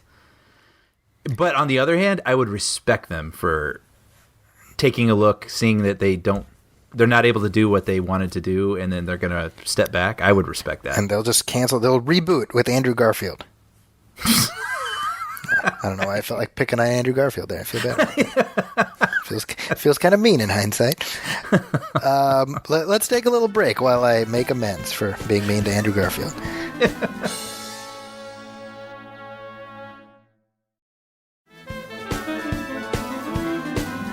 And we're back, and I hear some music, Brian, so I think that means it's time for Star Wars news. It's time for Star Wars news. And speaking of the Disney Plus streaming network, we know that they were making a Star Wars TV show, The Mandalorian, being helmed by Jon Favreau, but we found out that there's another one. They're making tons of Star Wars shows. They're going to have their own Star Wars network on the Disney network, which, by the way, we didn't mention this, but that was something else they revealed this week. Unlike Netflix, which is just like taking everything in your house and throwing it in one box, and you're like, well, where's the mixing bowl? Well, where's my remote control? It's just kind of a mess. Right. This is actually going to have subsections. So there's going to be a Star Wars subsection. There's going to be a Marvel subsection. Pixar, they're doing a Monsters, Inc. Animated series. Oh, wow. Okay. Yeah. So, of course, right? That's a great idea. Naturally. But, yeah. So under the Star Wars subsection, I mean, if you're going to have a subsection, you're going to have more than one thing. And they announced that they're going to do a Star Wars story with, what's this guy's name? Diego Luna, the actor. I forget his real name, or the character name, from Rogue One. Cassian Andor. That's right. Right. Super spy. That's right. And he's going to have his own live-action series. And Lucasfilm is calling it a spy thriller. So, now the reaction to this news online was very interesting because on Front Street, I heard this. I was like, wow, that sounds really cool. Yeah, you told me about it. I was like, neat. Yeah, and I liked him in Rogue One. I think he's a good actor in general. I actually interviewed him a couple of years ago. I don't know if you knew this, for a movie he directed called Cesar Chavez. Oh, yeah. He was very nice. I talked to him on the phone. Unfortunately, I wasn't able to use the audio, but he was very nice and very gregarious. So, any chance to see him get to keep working, I'm good with. But I liked the character. But, there's that sense of like, well, we already know how his story... Fate. His fate, and that makes it less interesting, which, that has validity, but I feel like if they've come up with an idea, they must feel pretty good about it, because it's not a story anyone was demanding. Mm-hmm. So the fact that they came up with something says that, well, then they came up with something. Yeah, and I feel like there's a little less risk here. That aside, I mean, knowing his ending already, but I mean, if you were to make, let's say, a Han Solo prequel, yes, there's a lot of baggage you carry with that. But with this, I mean, we don't know a lot about this guy, so it's pretty open, and he's a good segue back into the universe, just an excuse to have spy stories in this galaxy. So and with that in mind, Brian, I mean, if they were doing Cassian, a Star Wars story, I'd be like, all right, well, that seems stupid. Yeah, this seems perfectly suited to a TV series. Yes. Do you kind of wonder if Solo was a miniseries like this, would it have been better to do it that way? I mean, as a fan of the movie, yeah, I can see that. I could see people being less hard on it. Yeah. Right? And it seems like you could have the continuing adventures of Han Solo. I mean, I want them. Yeah. Frankly, I want a sequel to that movie. Right. But yeah, I could. That would have been a good series. That's a shame. Yeah. That's a shame. Well. So that's looking to be there basically when the service launches, which is about a year from now. Mm-hmm. That service is going to be bananas. I mean, everyone's going to be signing up for it. It's going to be a beast. And I mean, it's going to serve a lot of my interests too, like multiple interests, like the Marvel stuff, the Star Wars stuff, even like I love the Disney animated stuff. Like it's all going to be there. Yeah. So, I mean, it just feels, I think that thing's going to be a monster. It's kind of brilliant. Yeah. We also have the continuing saga of The Last Jedi, which is truly, the topic that will not die. Yeah, I was going to say, I'm running out of steam with this one, so I might need to lean on you for this. Well, this is interesting because what I've found on my social media is if I mention The Last Jedi, it's like locusts. People will swarm in, and people got opinions. And I agree with you to some extent where I'm like ready to start talking about something else. But the reason we're talking about it now is that Rian Johnson himself he lit the match, so to speak. Because let's see, this essentially a fan tweeted about The Last Jedi. A fan tweeted, "It's just bad storytelling to change Luke so much and have one little flashback scene to explain why. As I said, I'm not against it. It's interesting and a fresh take, which is what Star Wars needs, but execution-wise, done poorly." This is what a fan said on Twitter. So Rian Johnson, who I would assume was tagged in at some point, responded. He says, "Hot take. Luke is in fact 100% consistent with his character. Not the way he's described in marketing blurbs, but his actual, based on his words and actions character from the original trilogy. I'll be at the bar if you need me." And then as soon as he did this, he walked towards the camera in slow motion as an explosion went off in the background. Right? Because naturally, he launched 1,000 clickbait articles with that. See, that's funny. I was saying it similarly. I pictured him tweeting that and then having this impish giggle from his office, just like tee, like he just knows what he's setting off. Well, and so I posted that article on my Facebook, and like 600 comments later, it's still gone. I don't think he's wrong personally. Yeah, I would love to hear his comments at the bar. Oh, sure. I mean, it's I almost feel like to some extent Rian Johnson needs to stop feeding the beast. That's how I feel. I feel the same way about like Zack Snyder talking about his plans for Justice League. Like, oh, well, I meant to do this, but it's like I get it. Right. I'm to both of them. Like, and Rian Johnson has been, his film was a success critically and commercially, but he's being buffeted by this reaction. So I get his wanting to respond. Yeah, no, I do too. I mean, he wrote and directed it. It's very personal to him. But yeah, there's part of me that's just like not tapping the aquarium, Yeah, but it's weird, right? Because I'm sure from his perspective and from Snyder's perspective, right? Because Snyder talks about it on his social. It's not like he's going out and finding interviews or seeking out interviews. He's like, somebody asks him something and he's like, well, this is what I wanted to do. And then it turns into like a whole, like it launches an industry of clickbait. Mm-hmm, mm-hmm. But it's just him talking to fans. Mm-hmm. And with this specifically, was Johnson specifically responding to that fan, or was he part of the conversation because somebody was like, "Hey, Rian Johnson, I liked what you did." Mm-hmm. Do you see what I'm saying? Yeah, oh, totally. Yeah.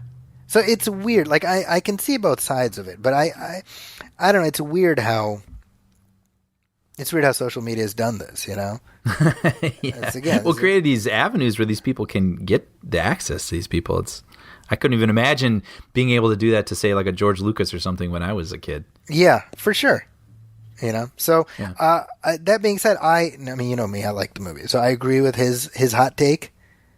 But, you know, let's, you know, the internet gonna internet. Yeah. Well, and I feel like, too, this movie that he's making right now, right, some sort of like noir thriller, it feels like it's him. It's about a handsome, sexy film director who's trying to escape the wrath of social media while sleeping with a bunch of supermodels. That would actually be hilarious. The character's name is Brian Jensen. Yeah. Yeah, but no, it seems like he's trying to be like, all right, enough about that. Like, I'm getting my cool points back, and then, like, remember you guys thought it was cool like 2 years ago or 3 years ago. So, and you know, he's directing music videos and stuff. So I was a little surprised that he threw some meat in the piranha tank again. It's, you know, this is something. I'm stuck on aquarium metaphors. I'm sorry. It's a good way to go. You know, I think what we've said before and what he's said, it's weird how, like, nobody acknowledges the fact that whatever he did in The Last Jedi, he was picking up the ball from where it was left laying at the end of The Force Awakens. And how come nobody gives J.J. Abrams the same amount of shit that they give Rian Johnson? Yeah. Well, I mean, I agree with that. I think he put him in a precarious spot to explain. Like, J.J. Abrams put Luke in a precarious spot. So he laid the football there. And, you know, I'm somewhere in the middle on how Luke is in Last Jedi personally. Yeah. But, you know, he had to come up with something. I mean, if you look at The Force Awakens, I like it, but if I'm being honest, I like it less the more I rewatch it. And not to say I hate it, I don't. But, like, the stuff I see Abrams doing is on some level kind of infuriating. You know, stuff like, here's Luke's old lightsaber. Where'd you get that? Another time. That is so Abrams, by the way. Right? And to me, that's friggin' bullshit. Yeah. Because they're never going to explain that. Unless he was overseeing all three movies. Yes. Which was, I still say that was a huge mistake, not having one person looking over all three movies. Yeah, like, why wouldn't you... Okay, if you're Lucasfilm... I mean, seriously, right? If you're Lucasfilm, why wouldn't you be like, JJ, give us an outline for what you want this trilogy to be about? Yes, totally agree. Right? And then you say, okay, beginning, middle, end. And then you say, okay, JJ, write and direct episode 1. Based on your outline, we're going to pass this off to so-and-so. Mm-hmm. Like, what? Isn't that just how you do it? Yeah, it's baffling to me, to be honest. And Rian Johnson, again, he played it where it lied. Yeah. You know, and people didn't like his approach, and that is what it is. But it's just, without having this author for this trilogy, which we knew was going to be one story told over 3 movies. Yeah. I mean, it's baffling. Rian Johnson comes in and he's like, all right, Luke, we haven't seen Luke in 15 years. The universe hasn't seen Luke in 15 years because he's holed himself up on this space island. Mm-hmm. How did he get there? And then he fills it in. Okay, well, that's not his fault. That's where Abrams left it. Mm-hmm. And I've said this so many times. I partially blame Abrams for being for basically robbing us of one additional movie with Luke. Mm-hmm. Yeah, and I would love to know what he had in mind. Like, what did you think was going on? Yeah, you know? Yeah. Like, I mean, this is maybe just benefit of hindsight, but I almost like, even if the movie started with, like, the last adventure of the old crew together, the old group together. Wait, which one? If The Force Awakens. Oh, okay, sure. Started with... Like, the chain of events that starts the movie has Luke and Han and Leia all together. And then we have, like, a time jump in the movie. Mm-hmm. That would almost have been better. Yeah, it would have been nice to have seen them all together one more time. You know? And at least then you have, like, Luke bookending the movie. Mm-hmm.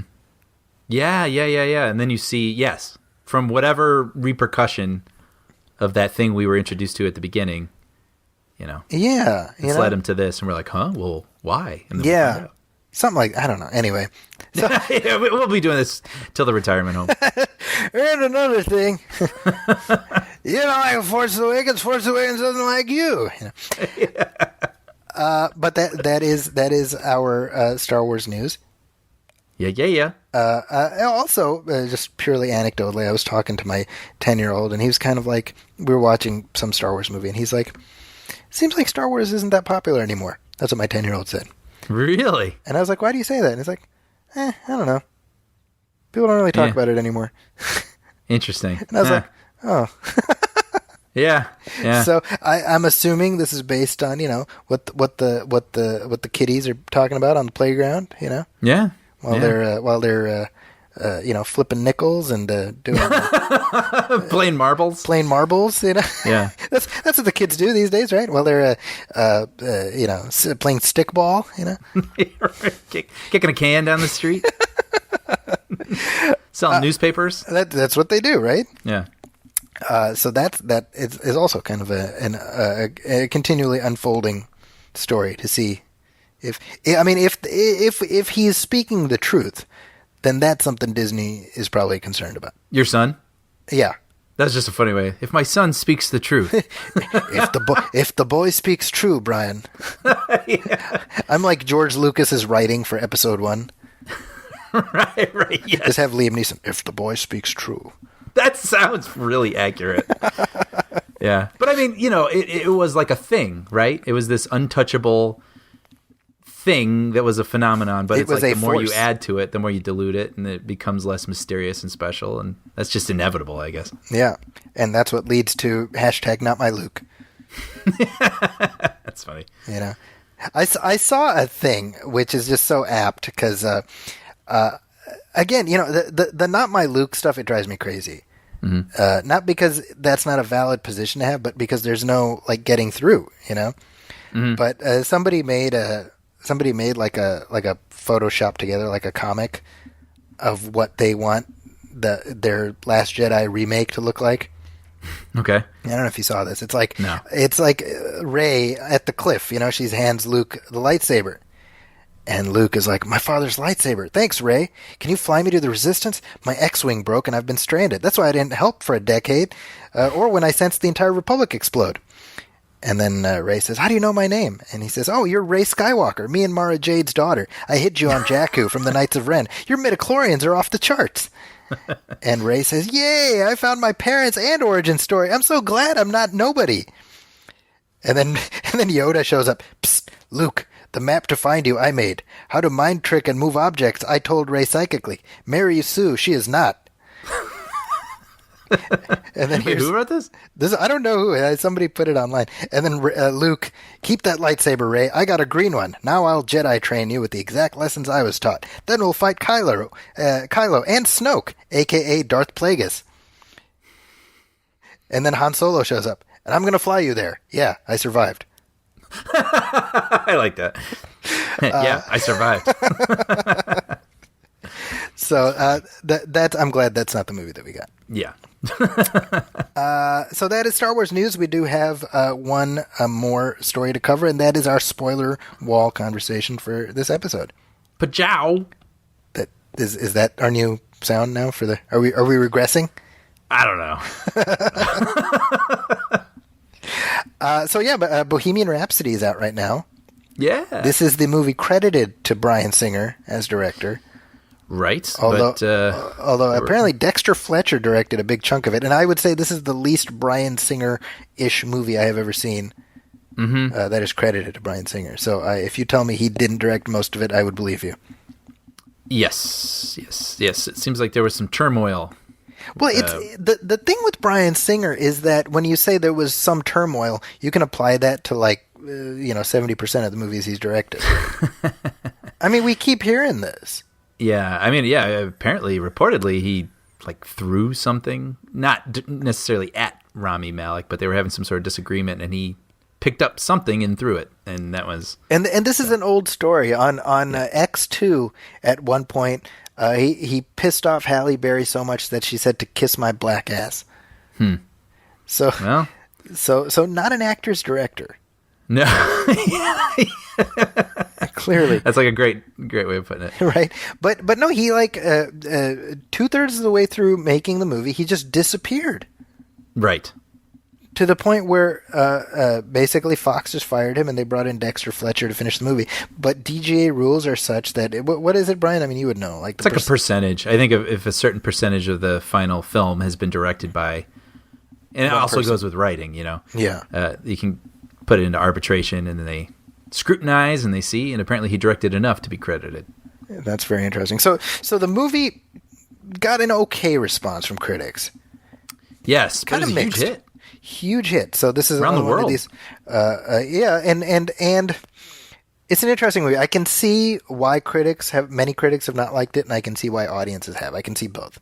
Ditto. I'm a Libra, Brian. I can see. I try to be balanced in my approach.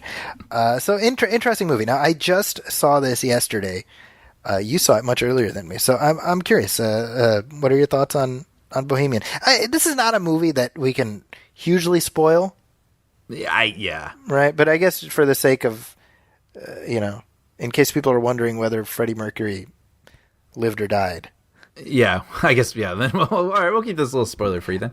So give me your non-spoiler reaction. We can talk about it, and then we can get into it if we need to. Well, I like this movie, so I'll lead with that. I really enjoyed it. I had a good time with it. But this was one of those things where, I mentioned this earlier, this is one of those things where I'm sort of glad I'm not like an official film critic. Because I think if I had to write a review of it, it'd be very different than what I'm going to say right now. And the reason for that is, I mean, this is stock biopic music true story movie. It is. I said this to you off mic. I said the movie Walk Hard, which is the Dewey Cox story with John C. Reilly, it basically ruined me for any music biopics. Yes. And it's almost comically so. Yes. Like there's a point at one point where the band is fighting, and then out of nowhere the bassist, for no reason at all, starts playing the bass line to Another One Bites the Dust. And then like the fight stops and Freddie Mercury's like, wait a minute, what are you playing there? Let me hear that. Let me hear that lick. This lick could change the world, I mean, it truly is that movie without a wink. Yes. On the other hand, I had a great time. And I don't believe this is a spoiler, but the last 20 minutes of the movie is the Live Aid performance. It's just the entirety of it, basically. Yes. It misses Crazy Little Thing Called Love, I believe. But it is it's just a concert. And it's incredibly rousing. And I think our whole theater ripped into applause when it was over. And then during the credits, they show an actual performance of them, Don't Stop Me Now. And our theater applauded again.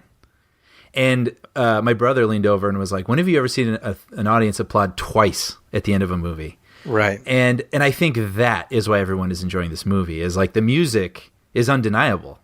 So it's a very... I read somewhere, this is the most accurate thing. It's basically a filmed version of their Wikipedia page. Right? I totally agree with everything you just said. What I said as I walked out of it, I was like, because the critique, which is a valid critique to some extent, is, you're glossing over big chunks of the story, you're moving things around in time. The movie just straight up invents like when Freddie Mercury got his AIDS diagnosis and when he would be able to tell the band, they completely changed it for the purposes of the movie culminates in the Live Aid performance, and per the movie version, that's also the day that Freddie Mercury basically checked off all the the boxes of his life. Yes.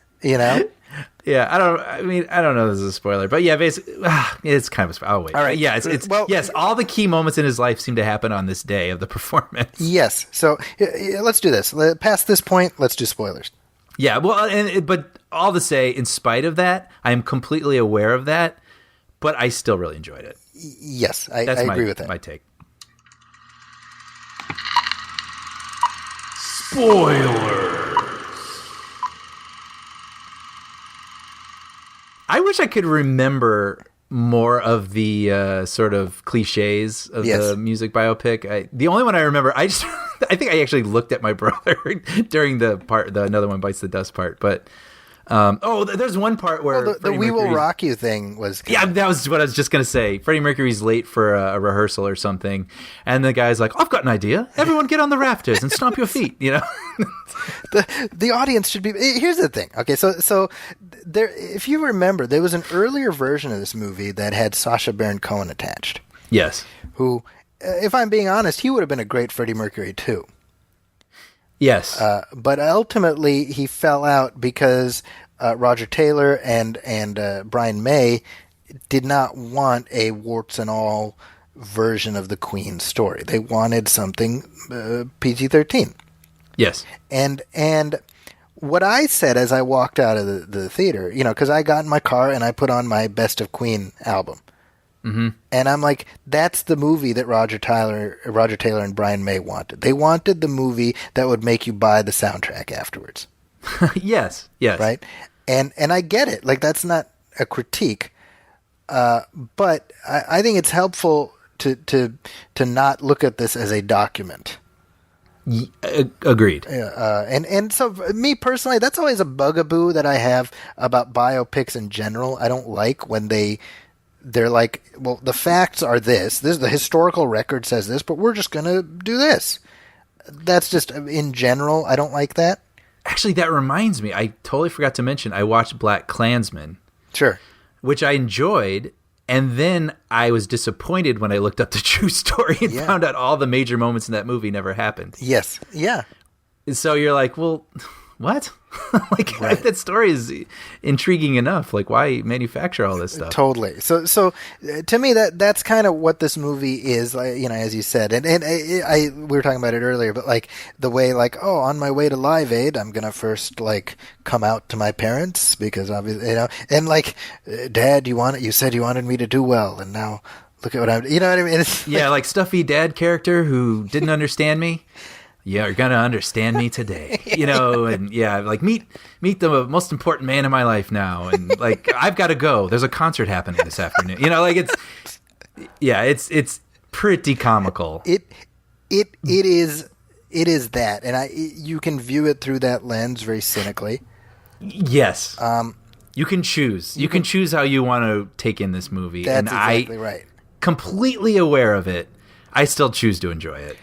Well, and I think part of that for me, it's funny. I've been talking about this with my students lately because a lot of my students are like, man, I loved it. I've seen it twice. They really like it. And I'm like, oh, you like Queen? Oh, I love Queen. I'm like, did you like Queen before? Because like suddenly these lifelong Queen fans are jumping out of the woodwork, Yeah.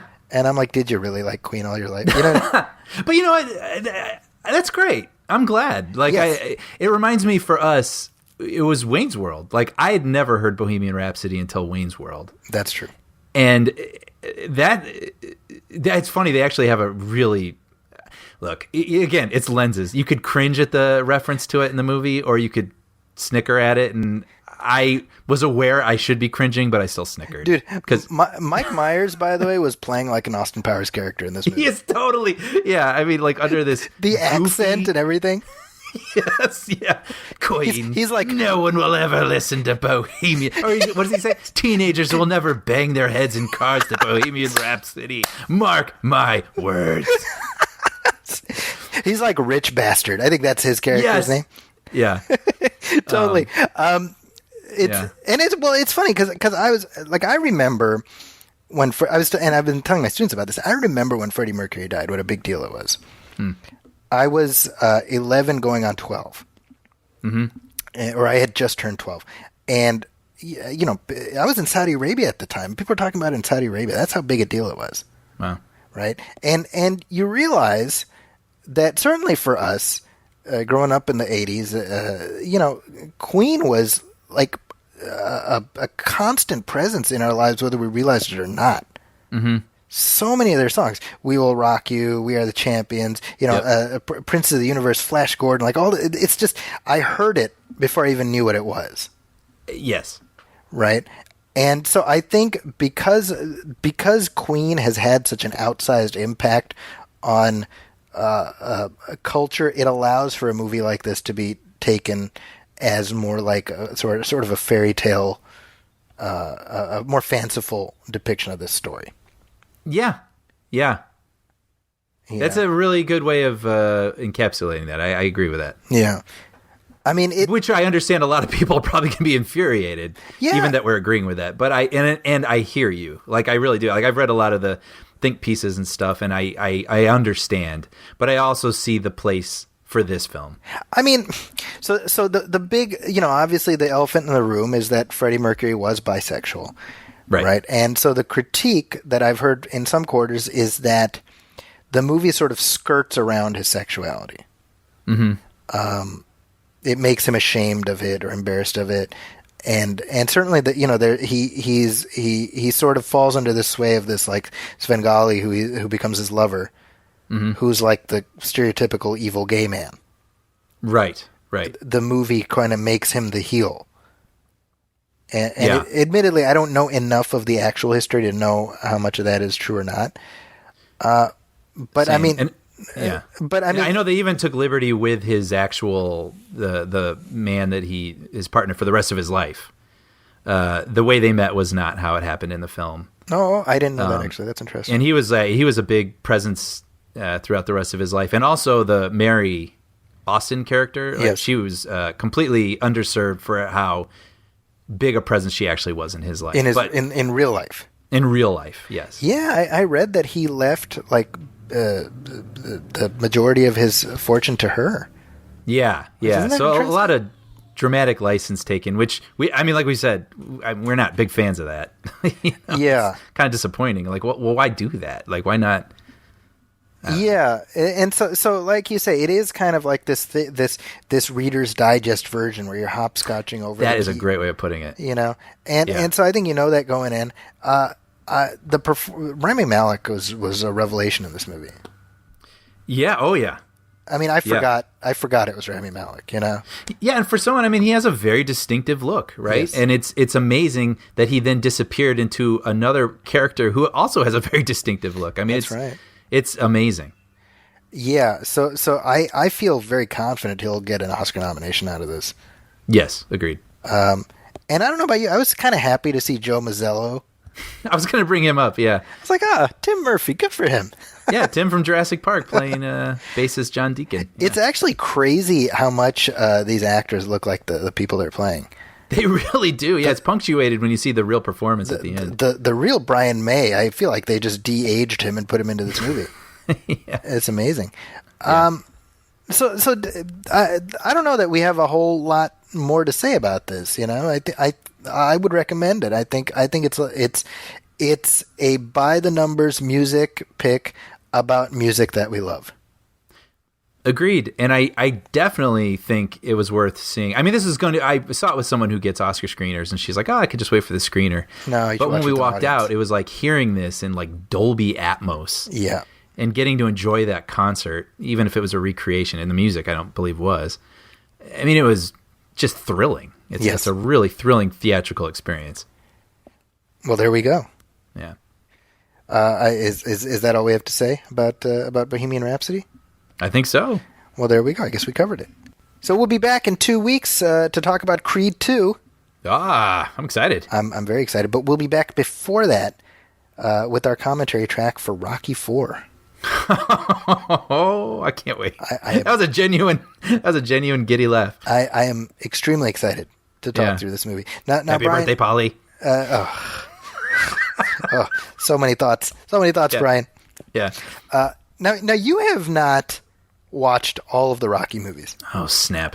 You're right. I should probably watch all of them leading up to that. You should, man. That'll be my mission this week. Try to watch one a night or every other night. That's a good idea. And then, at least be caught up to 4 by the time we talk about 4. Yeah, because it's, I'm embarrassed, but I haven't seen 2 or 3. Okay, and it's probably been a while since you've seen 1. Yeah, if I'm going to do it, I'll start with 1 for sure. There you go. That's your homework, Brian. Okay.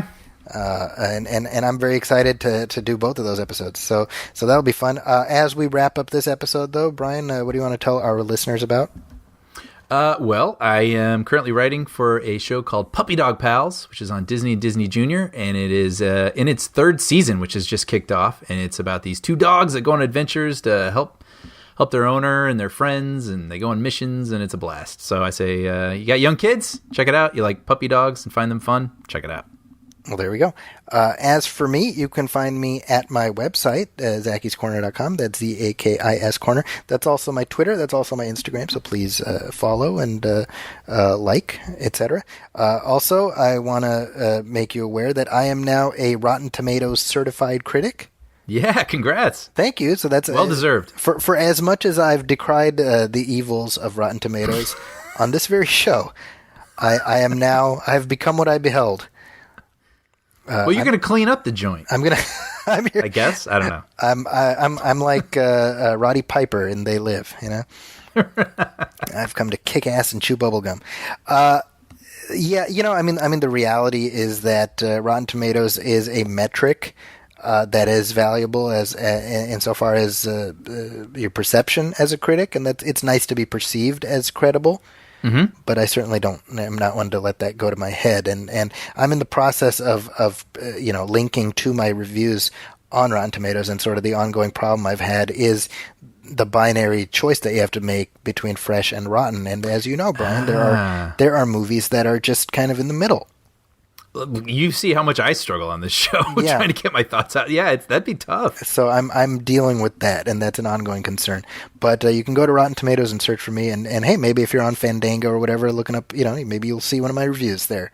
I can't wait. So that should be interesting. Also, I want to point out I am now a contributing freelancer to Birth Movies Death, which is a film website that I've enjoyed greatly in years past. So it's excited to have a byline there. I contributed to a column called Say Something Nice, where you take a movie that's not known for being, what you call good, and finding something nice to say about it. So I wrote about Superman 4, The Quest for Peace, and if you heard our commentary track about that movie last year, I found something nice to say about that movie near the end. So I just extrapolated on that for our commentary track. I've read it, and it's great. Oh, thank you. Also, sorry, this is like Zachy plug time. I just made an appearance on the Fanboy podcast, with Mario Robles, talking about the state of Superman on screen right now, and where we would like to see the character go. And I think the conversation turned out pretty good. So if you want to check that out, please do that. I just wrote that down. There you go. The Fanboy podcast. And as far as the movie film show, please go to iTunes and leave a review, leave a star rating. Every little bit helps. We're also, I think I said this last time, but just to reiterate, we are now on Spotify, both this show and the Nostalgia Theater show, and that's super exciting because it shows just one more venue that our reach has extended towards. So we are conquering the world, one podcast provider at a time. If you have any questions or comments, you can message us on Facebook, facebook.com/moviefilmpodcast, or email us moviefilmpodcast@gmail.com. And with that, I'm going to wrap up this episode, but invite you to please come back in just a few short weeks. On behalf of my partner, Brian Hall, this has been Movie Film 159. Thanks, everybody, for listening. We'll catch you next time. Welcome, friends.